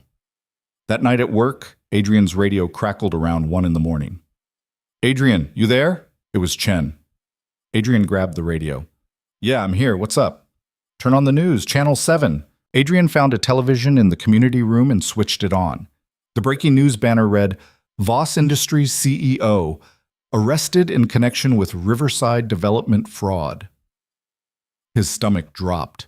The footage showed Elena being led out of a building in handcuffs, surrounded by federal agents and camera crews. She looked small and breakable in a way Adrian had never seen before, and the sight of it made his chest ache. The news anchor was talking. Elena Voss, CEO of Voss Industries and heiress to the Voss fortune, was arrested this evening on charges of conspiracy to commit fraud, bribery of public officials, and falsification of government documents in connection with the Riverside Development Project. Federal prosecutors allege that Voss knowingly approved illegal payments to city council members and falsified environmental impact reports to fast-track development that displaced over 300 low-income families. If convicted, she could face up to 20 years in prison.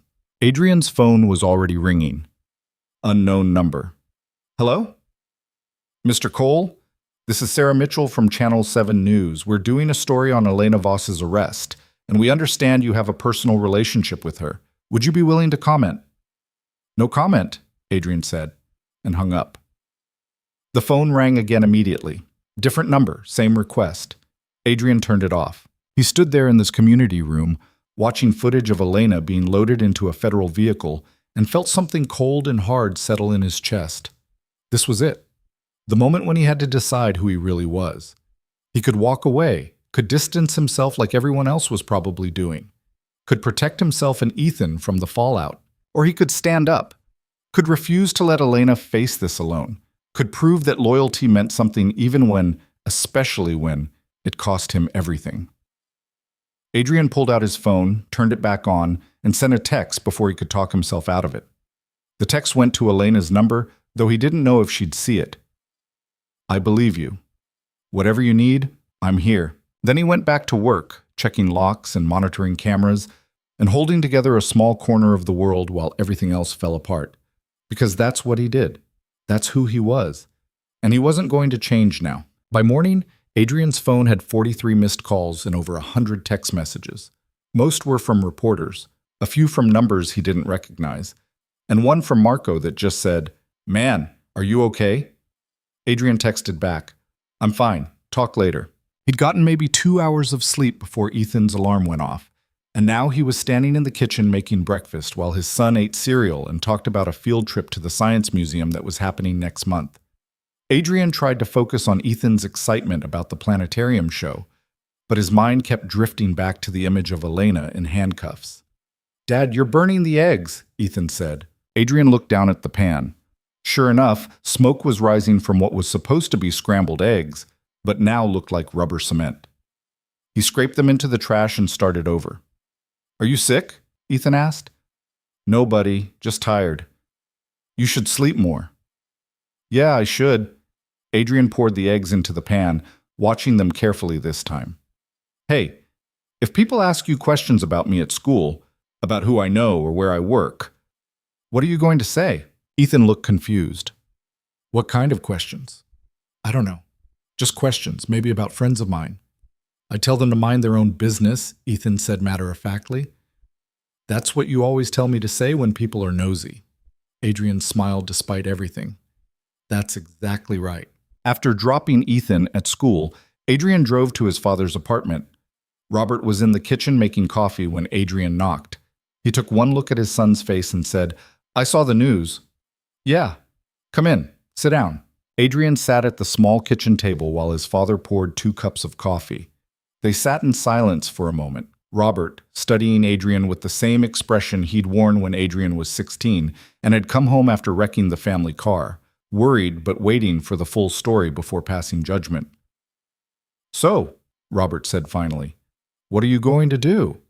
I don't know. I sent her a text last night saying I was here if she needed anything. Haven't heard back. She's probably not allowed phone access. Not if she's being held. Her lawyers got her out on bail this morning. I saw it on the news. Robert nodded. And when she does contact you? When the reporters start showing up at your door asking for statements? What then? Adrian wrapped his hands around the coffee mug. Then I tell the truth, that she helped my family when we needed it, that she's a decent person who made mistakes and is trying to make them right. That's going to make you a target. I know. People will think you're being paid off. They'll drag you through the mud right alongside her. I know that too, Robert sighed. I'm not trying to talk you out of this, son. I'm just making sure you understand what you're walking into. I understand. Adrian met his father's eyes. But if I walk away now because it's easier, what does that teach Ethan? That you abandon people when they need you most? That loyalty only matters when it's convenient? It teaches him that you're human, that you have limits. Maybe it teaches him that some things are worth fighting for even when the odds are terrible. Adrian took a sip of coffee. You raised me to stand up for what's right, Dad. Even when it's hard. Especially when it's hard. That's what I'm doing. Robert was quiet for a long moment. Then he reached across the table and gripped Adrian's shoulder. I'm proud of you. You know that, right? Even when I'm worried about you making things harder on yourself, I'm proud. Adrian felt his throat tighten. Thanks, Dad.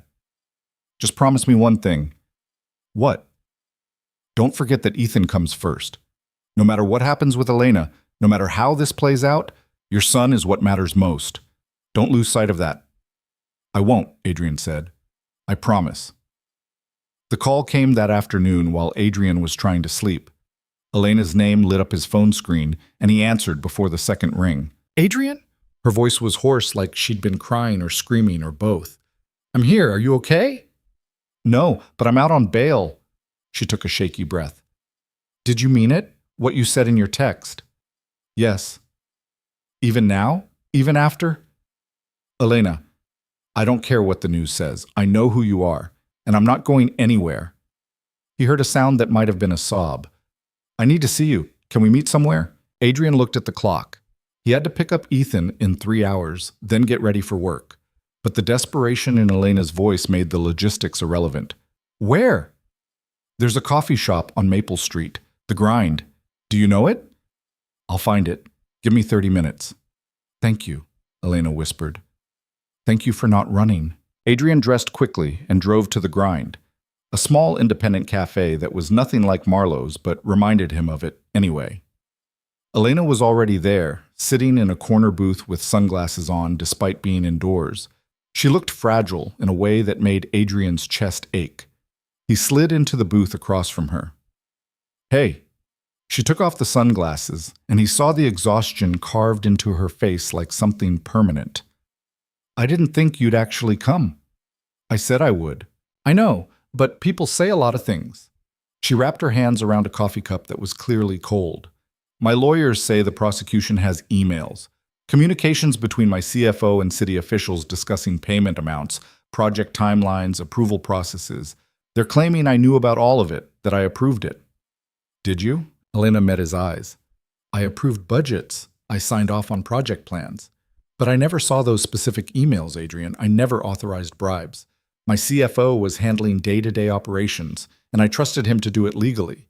Apparently that was a mistake. Where's your CFO now? Disappeared. Literally vanished the day before I was arrested. His lawyers say he's cooperating with the investigation, which probably means he's throwing me under the bus to save himself. She laughed bitterly. The worst part is, I can't even say I'm completely innocent. I should have been paying attention. I should have asked more questions, demanded more transparency. But I was so focused on growth and profits and proving I could run the company better than my father that I didn't notice what was happening right in front of me.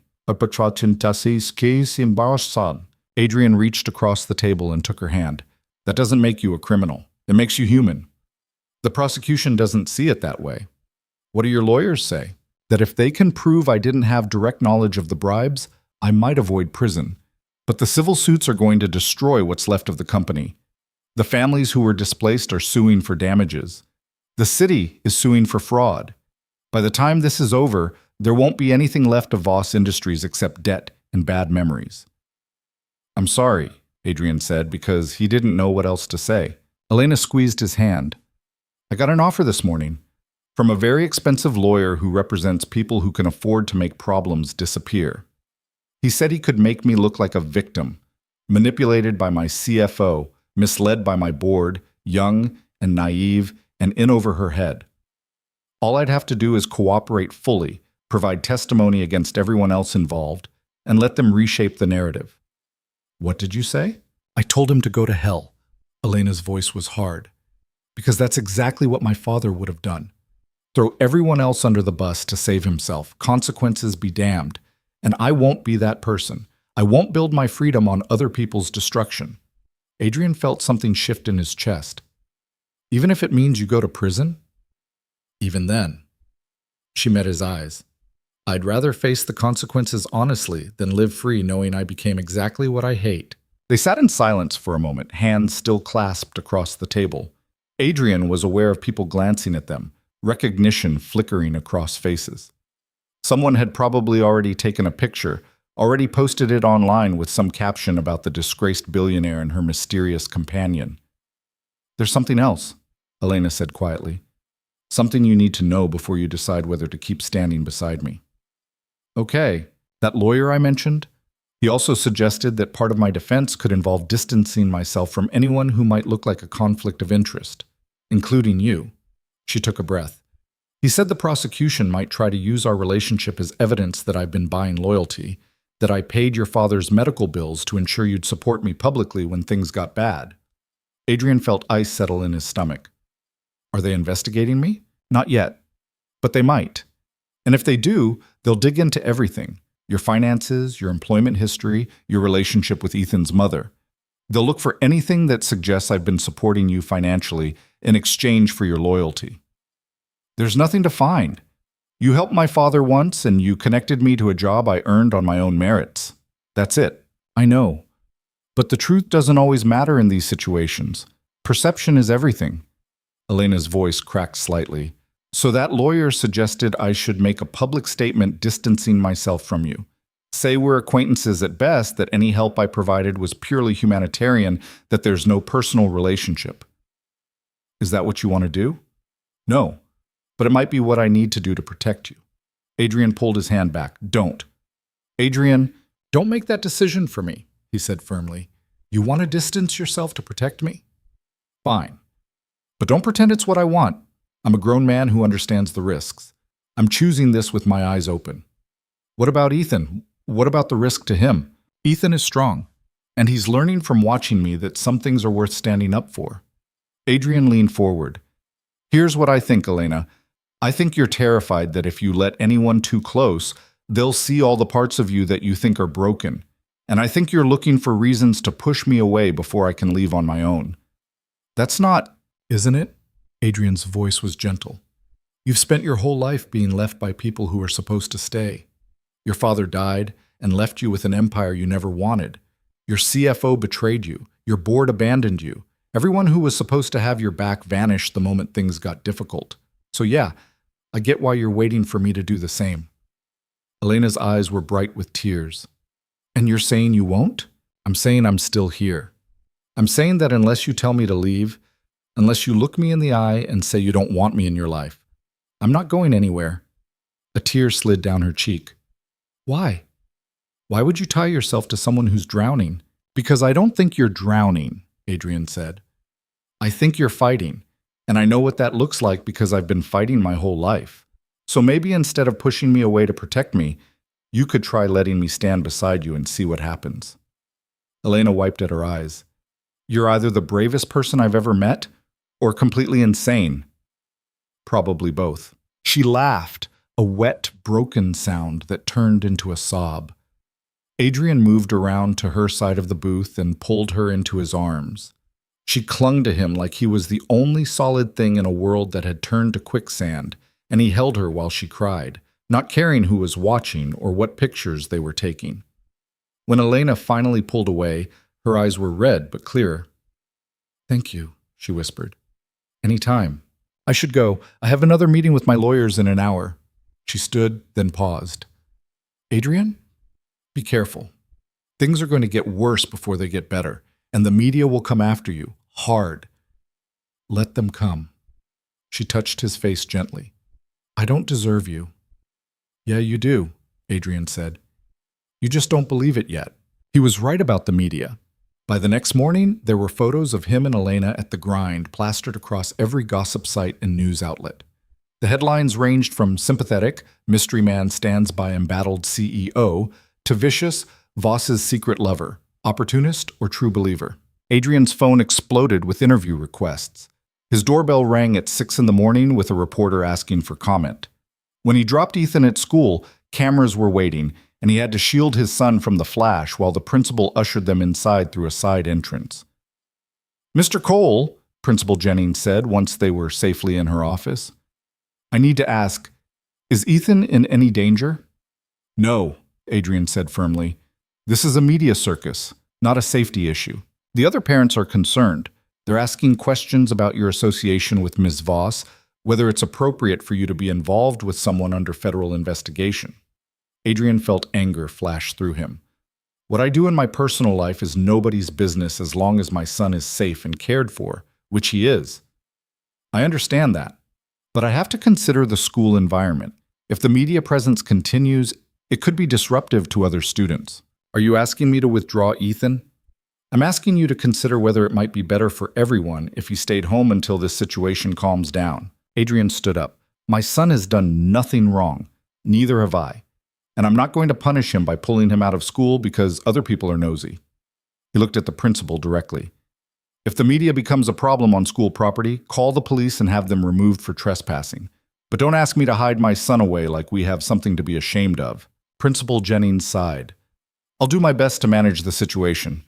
But, Mr. Cole, please be aware that your choices are affecting more than just you. I know, Adrian said quietly. Believe me, I know. That night at work, Chen called Adrian into his office. I'm getting calls, Chen said without preamble, from residents, from the building owners, from people who saw the news and recognized you. They want to know if you're going to be a liability. Adrian's stomach sank. Am I being fired again? I haven't decided yet. Chen leaned back in his chair. Here's my position, Cole. I hired you because Elena vouched for you, yes, but I kept you because you're good at this job. You're reliable, you handle problems well, and residents like you. So the question is whether your association with Elena is going to interfere with your ability to do that job. It won't. Can you guarantee that? Can you promise me that reporters won't start harassing residents? That I won't have camera crews in my parking lot? That this won't become a three-ring circus? No, Adrian said honestly. I can't promise that, but I can promise that I'll handle anything that comes up professionally, and I'll do everything I can to keep the residents safe and the property secure. Chen studied him for a long moment. You really care about her, don't you, Elena? Yes. Enough to risk everything? Apparently, Chen sighed. You're either incredibly loyal or incredibly stupid. I haven't decided which. He pulled out a folder. Here's what's going to happen. You're going to keep doing your job. If the media shows up on property, you're going to call the police and have them removed. If residents complain, you're going to address their concerns politely and professionally. And if this situation interferes with your work in any measurable way, we're going to have another conversation. Understood? Understood. Good. Now get out of my office. You've got rounds to do. Adrian stood, then paused. Thank you for giving me a chance. Don't thank me yet, Chen said. This thing is far from over. The following week brought new developments.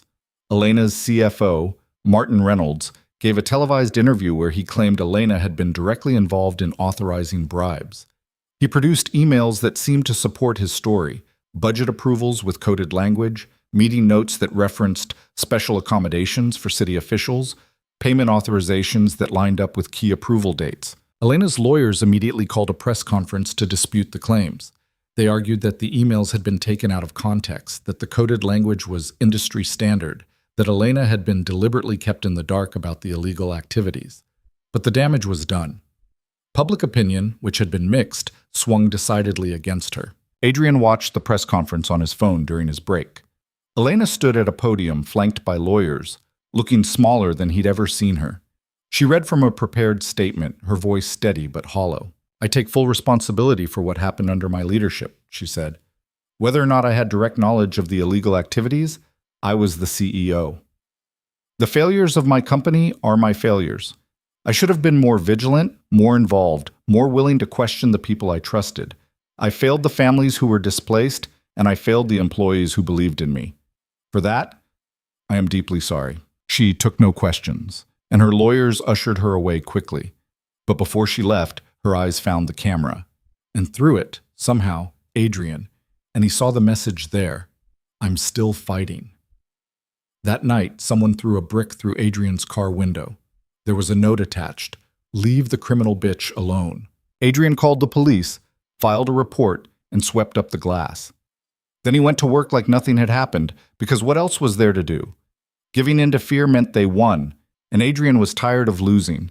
2 days later, an envelope arrived at his apartment. No return address, just his name typed on the front. Inside was a cashier's check for $50,000 and a typed note. Walk away from Elena Voss. Make a public statement distancing yourself from her. This is yours to keep regardless of what you decide, but if you do the smart thing, there's more where this came from. Adrian stared at the check for a long time. $50,000. Enough to pay off his car, build up a real savings account, give Ethan opportunities he'd never had before. All he had to do was say some words into a camera, make himself look like someone who'd been manipulated and had finally seen the light.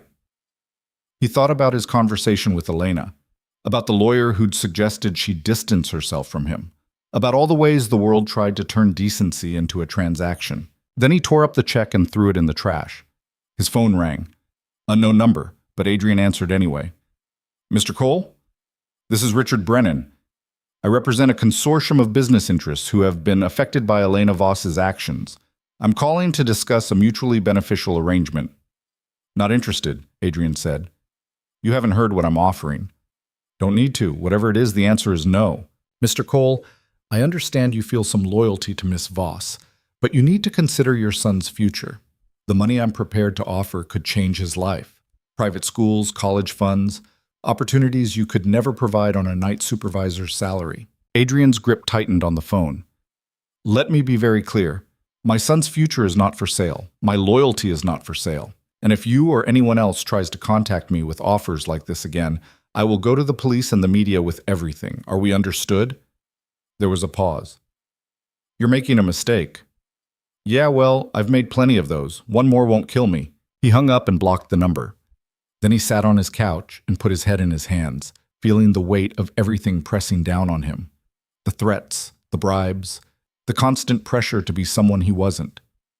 Part of him wanted to call Elena and tell her it was too much, that he couldn't do this anymore. But another part, the stubborn part that had gotten him through 7 years of single parenthood and countless nights of exhaustion, refused to give up. His phone buzzed. A text from Elena.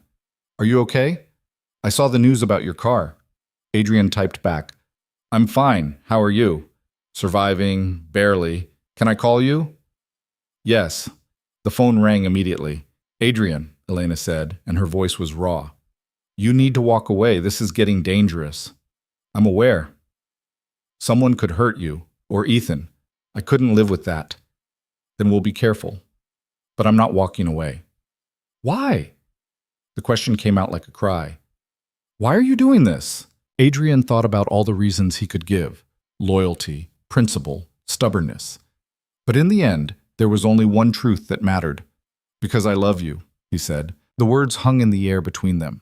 Adrian hadn't planned to say them, hadn't even fully acknowledged them to himself until they were out. But now that they were, he realized they'd been true for a while. Maybe since that first night when she'd walked into Marlowe's looking lost, or maybe since she'd counted his register without being asked, or maybe since she'd hugged him in the cafe after his father's hospitalization. You don't mean that, Elena whispered. Yes, I do. You can't. You barely know me. I know enough. I know you're brave and broken and trying so hard to be better than you think you are. I know you helped my family without asking for anything.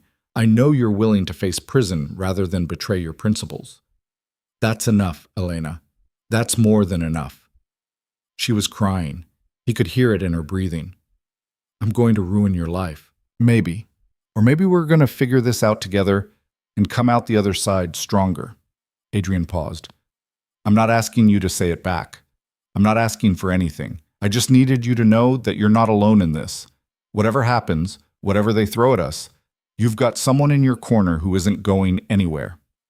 Adrian, I have to go, he said, because if he stayed on the phone much longer, he'd start crying too.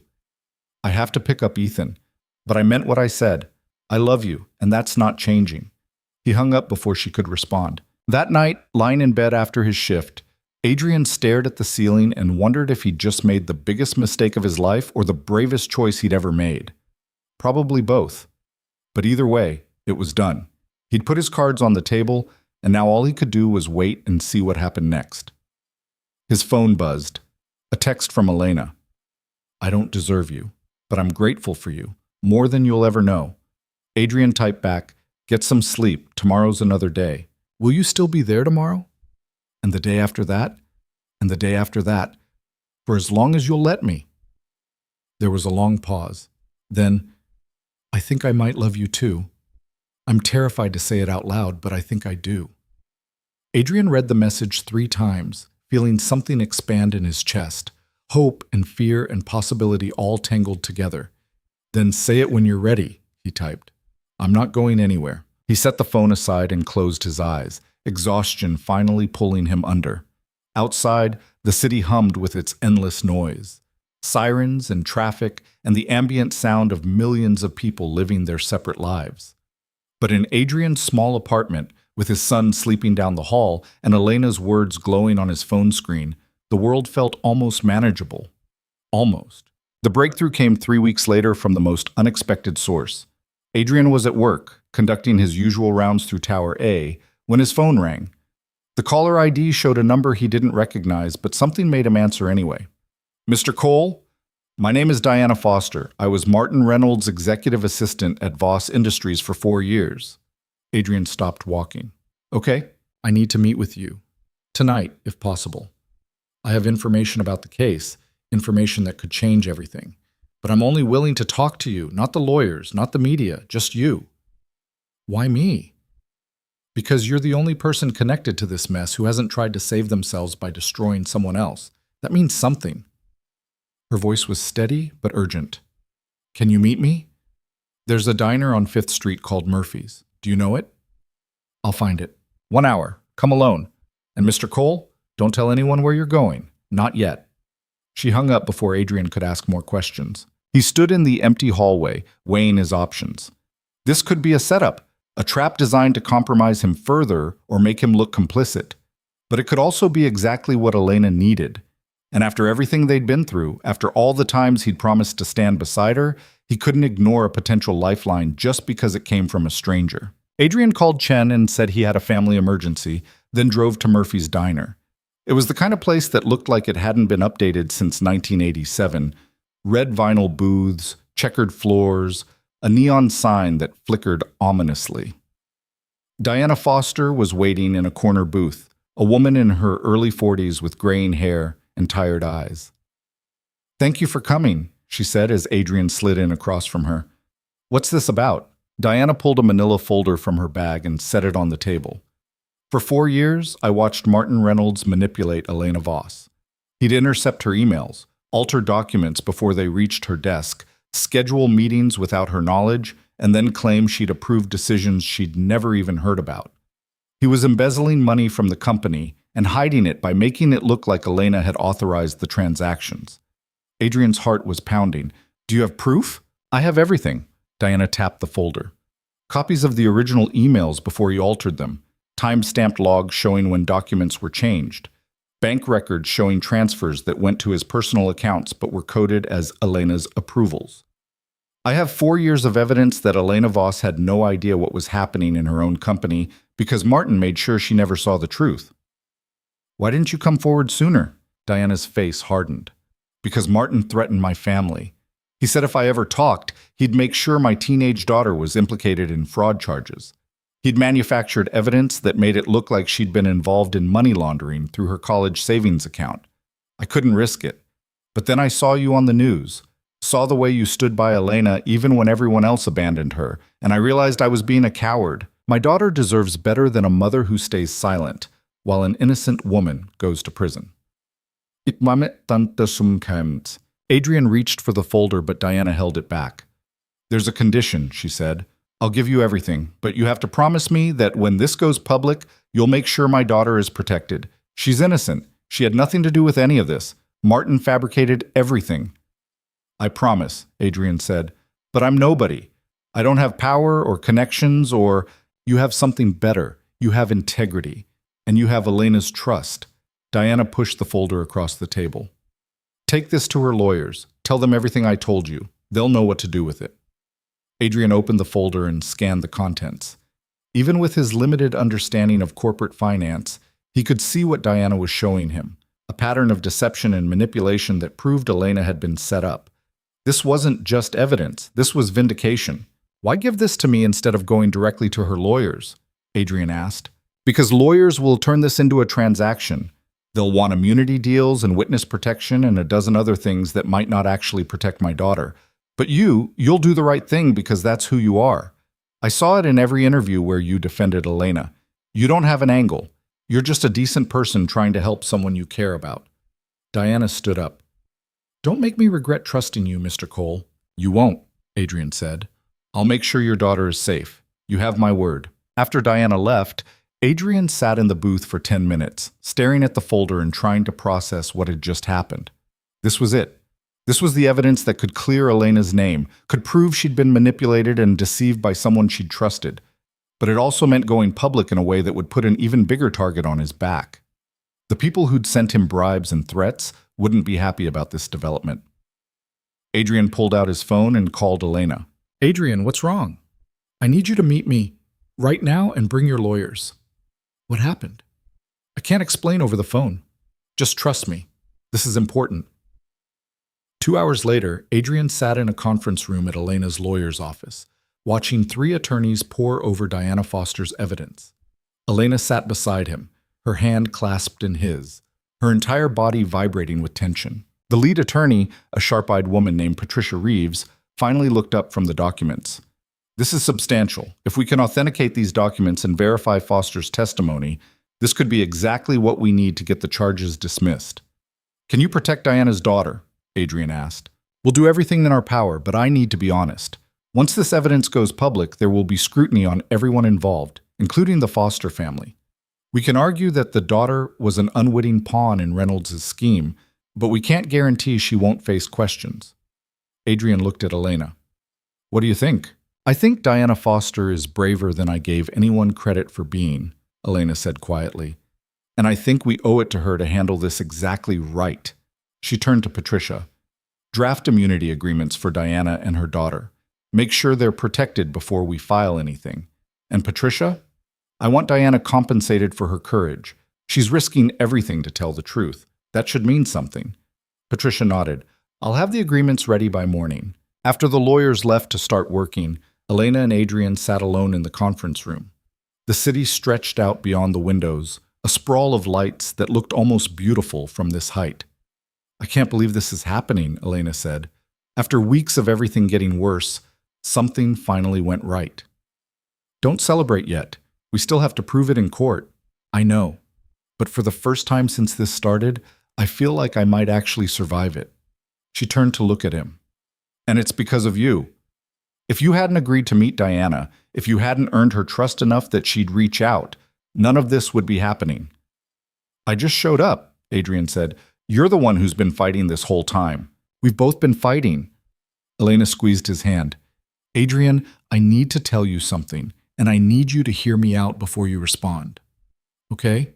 When this is over, if the charges get dismissed and I can actually rebuild some kind of life, I want you in it. Not just as someone who stood by me during the hard times, but as a real part of my future. She took a shaky breath. I love you. I've been too afraid to say it out loud, too worried about what it meant or whether I deserved it. But watching you tonight, seeing the way you handled Diana with such care and integrity, I can't keep pretending this is just friendship or gratitude. It's more than that. You're more than that. Adrian felt something crack open in his chest. Elena, I know it's complicated. I know I come with baggage and legal problems and a past that's going to follow me forever. I know you have Ethan to think about and a life that was perfectly fine before I walked into it. But I also know that what we have is real and rare and worth fighting for. So I'm asking, when this is over, will you give us a real chance? Not just surviving together, but actually building something? Adrian thought about all the reasons he should say no. The risk to Ethan, the impossibility of bridging their different worlds, the very real chance that Elena's legal troubles might not actually end even with Diana's evidence. But then he thought about Elena standing at that press conference, taking responsibility even when she didn't have to. He thought about her divesting from her companies to protect her employees. He thought about the way she looked at him like he was something precious and breakable and worth protecting. Yes, he said, when this is over, we'll figure out what comes next. Together. Elena kissed him then, soft and desperate and full of hope that tasted like coffee and tears. And for the first time in weeks, Adrian let himself believe that maybe, just maybe, things were going to work out. The next 3 weeks were a blur of legal maneuvering. Patricia Reeves filed motions with Diana Foster's evidence attached, and the prosecution's case began to crumble. Reynolds, realizing he was about to be exposed, tried to flee the country but was arrested at the airport. Additional witnesses came forward, other employees who'd been too afraid to speak up but were emboldened by Diana's courage. The picture that emerged was damning for Reynolds and exonerating for Elena. The media narrative shifted almost overnight. Suddenly, Elena wasn't the corrupt CEO who'd knowingly defrauded families. She was the young woman who'd been manipulated by her trusted CFO, who'd taken responsibility anyway, who'd tried to make things right even at enormous personal cost. The same reporters who'd crucified her 2 months ago were now writing sympathetic profiles about the challenges of inheriting a massive company at 23 and trying to run it ethically in a corrupt industry. Adrian watched it all unfold with a mixture of relief and exhaustion. The threats stopped. The bribes stopped. The reporters camped outside his apartment finally moved on to other stories. Slowly, carefully, life began returning to something that resembled normal. On a Tuesday morning in early spring, Adrian got a call from Patricia Reeves. "The prosecution is dropping all charges," she said, and Adrian could hear the smile in her voice. "They're pursuing Reynolds and several city officials instead. Elena's been completely exonerated." Adrian sat down on his couch, feeling lightheaded. Just like that? Just like that. There will still be civil suits to settle, and the company restructuring will take time, but criminally? She's clear. It's over, Adrian. You can tell her it's over. After he hung up, Adrian sat in his quiet apartment and let himself feel the full weight of relief. They'd done it. Against every odd, against all the pressure and threats and manipulation, they'd made it through to the other side. He called Elena. "It's over," he said when she answered. "Patricia just called. All charges dropped." Elena didn't say anything, but he could hear her crying. "Elena? I'm here. I can't believe it's real." "It's real. You're free." "We're free," she corrected. "Both of us." That night, Elena came to Adrian's apartment for the first time. She'd asked if she could meet Ethan, and Adrian had said yes, though he'd been nervous about it. But when she arrived carrying a model rocket kit and an easy smile, Ethan had warmed to her almost immediately. "Dad said you're really good at business," Ethan said as they assembled the rocket at the kitchen table. "I used to be," Elena said. "Now I'm trying to figure out what I'm good at when I'm not running a company." "You could build rockets with me. I'm pretty good at it." "I'd like that." Adrian watched them work together, Elena asking questions and Ethan explaining with the absolute confidence of a 7-year-old who'd watched 3 YouTube videos on rocketry. And he felt something settle in his chest, a sense of rightness that he hadn't felt in years.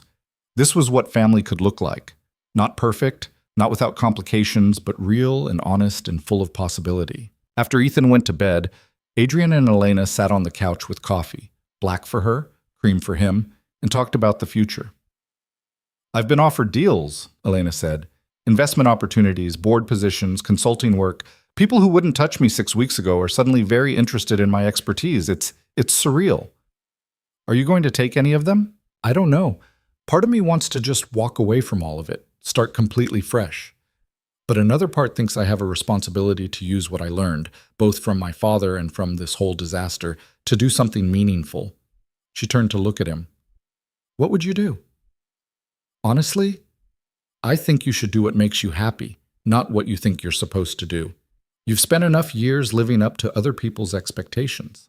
And what if I don't know what makes me happy?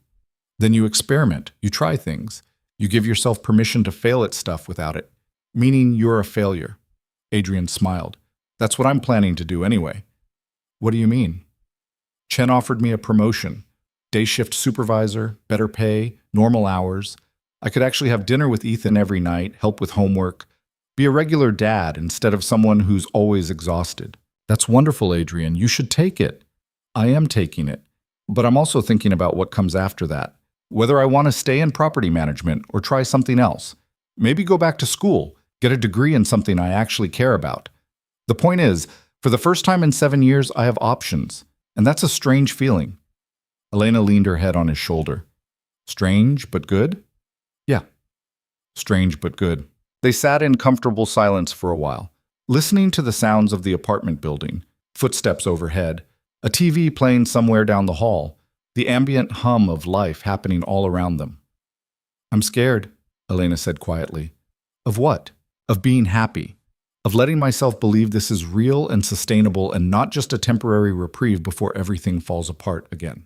She took a breath. I keep waiting for the other shoe to drop. For you to realize I'm too damaged or too complicated or too much work. For Ethan to decide he doesn't like me. For the media to find some new scandal to drag me through. That's trauma talking, Adrian said gently. Your brain is trying to protect you from future hurt by convincing you it's safer not to hope. But Elena, hope is the only thing that makes any of this worthwhile. The risk of getting hurt is just part of being human. When did you get so wise? I've had a lot of practice at being scared and doing things anyway. Elena lifted her head and kissed him, slow and sweet and full of promise. Okay, she whispered against his lips. I'll try. I'll try to believe this is real. That's all I'm asking.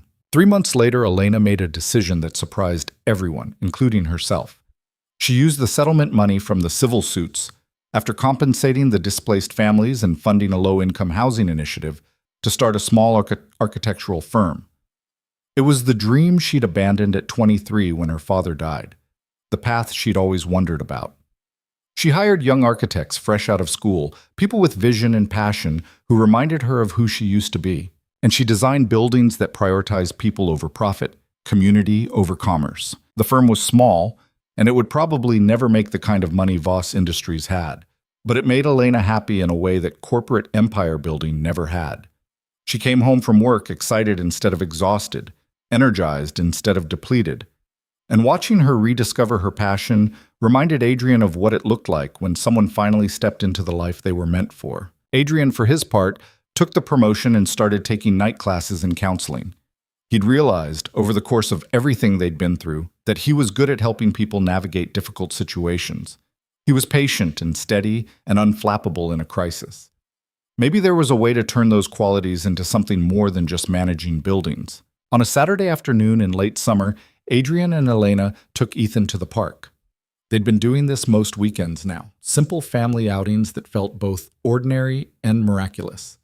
Ethan was testing out the rocket he'd built with Elena, and it was currently stuck in a tree about 20 feet up. I can get it, Ethan said, eyeing the tree. Absolutely not, Adrian said. That tree is at least 30 feet tall. I'm a good climber.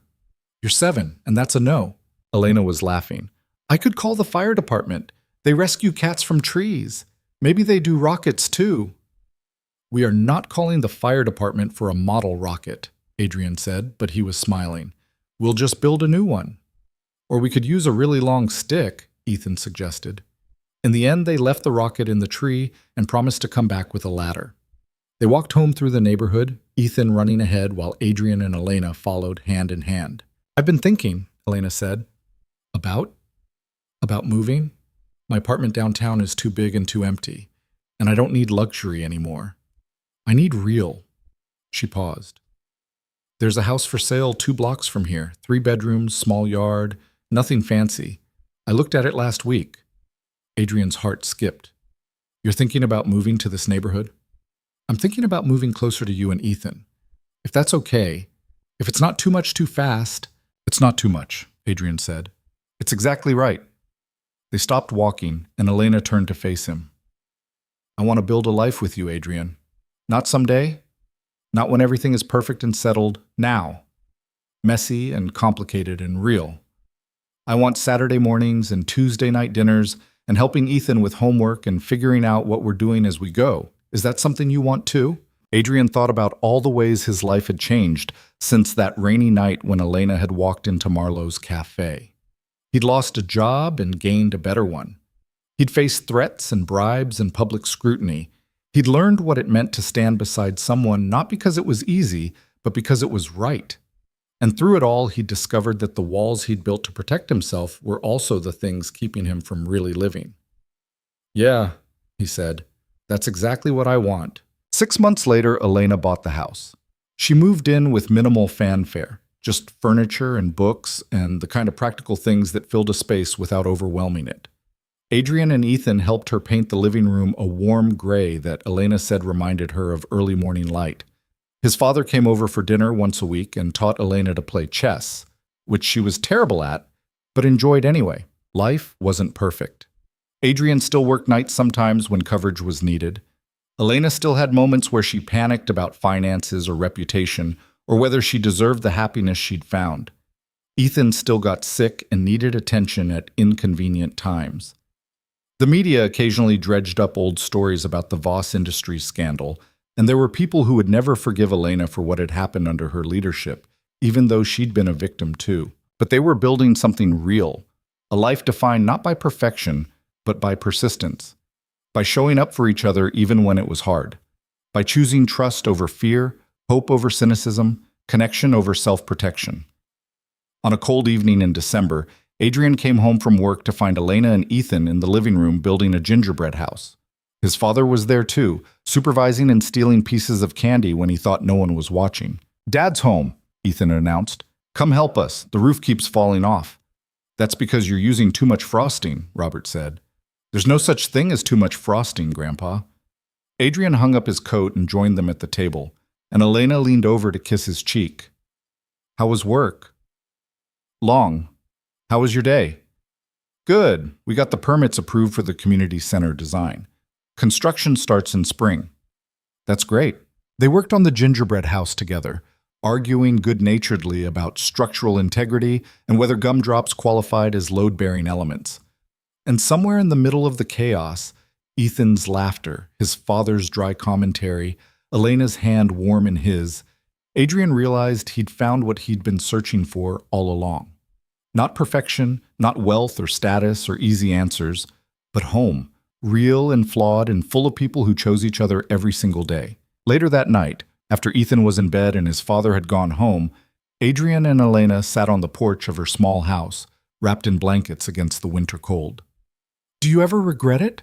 Elena asked. Everything you went through because of me. No, Adrian said without hesitation. Do you regret meeting me? Not for a second. She was quiet for a moment. I've been thinking about what we built here. How we took something broken and made it into something whole. And I realized that's what love actually is. Not finding someone perfect, but finding someone worth fighting for. Someone who makes you want to be better, not because they demand it, but because they believe you already are. Adrian pulled her closer. That's pretty profound for someone who can't play chess to save her life. She laughed and swatted his arm. I'm being serious. So am I. You're terrible at chess. I'm working on it. They sat there in the cold, watching the stars emerge in the clearing sky. And Adrian thought about how far they'd both come. From a midnight cafe and a rain-soaked entrance to this moment, this life, this quiet kind of happiness that felt more valuable than anything he'd imagined. The world had tried to break them, had thrown obstacles and threats and impossible choices in their path, had told them they came from different worlds and would never make it work. But they'd proven something more important, that loyalty mattered, that trust could be built through action instead of just words, and that sometimes the bravest thing you could do was let someone see you clearly and choose to stay anyway. Ethan would grow up watching his father stand for something beyond survival. He'd learned that real strength wasn't about never falling, but about getting back up and choosing hope, even when fear made more sense. And maybe, if they were lucky, he'd carry those lessons forward into his own life and teach them to someone else someday. That was the real victory, Adrian thought. Not that they'd survived the scandal or cleared Elena's name or built successful careers. It was that they'd stayed human through all of it. They'd refused to let circumstances turn them cynical or bitter or small. They'd chosen each other when it would have been easier to walk away, and that choice had transformed everything. "What are you thinking about?" Elena asked. "About how I used to think love was something that happened to you, like getting struck by lightning, dramatic and rare and mostly out of your control." Adrian smiled. "But it's not that at all. It's a choice you make every day. To show up, to stay honest, to keep choosing the person even when they're difficult or scared or making your life more complicated." "And you choose me?" Elena's voice was soft. "Even knowing how complicated I am?" "Especially knowing that," Adrian said, "because you choose me too. Every single day, you choose a night shift worker with a kid and a stubborn streak and probably more baggage than is reasonable. And that means everything." Elena kissed him then, cold lips warming against his. And in that moment, with the winter stars overhead and the sound of the city breathing around them, Adrian understood what they'd really built together. Not a fairy tale. Not a perfect ending where everything worked out exactly right. But something better. A real life, full of real love, chosen consciously and built through 1,000 small acts of courage. And that, he thought, was worth every risk they'd taken to get here.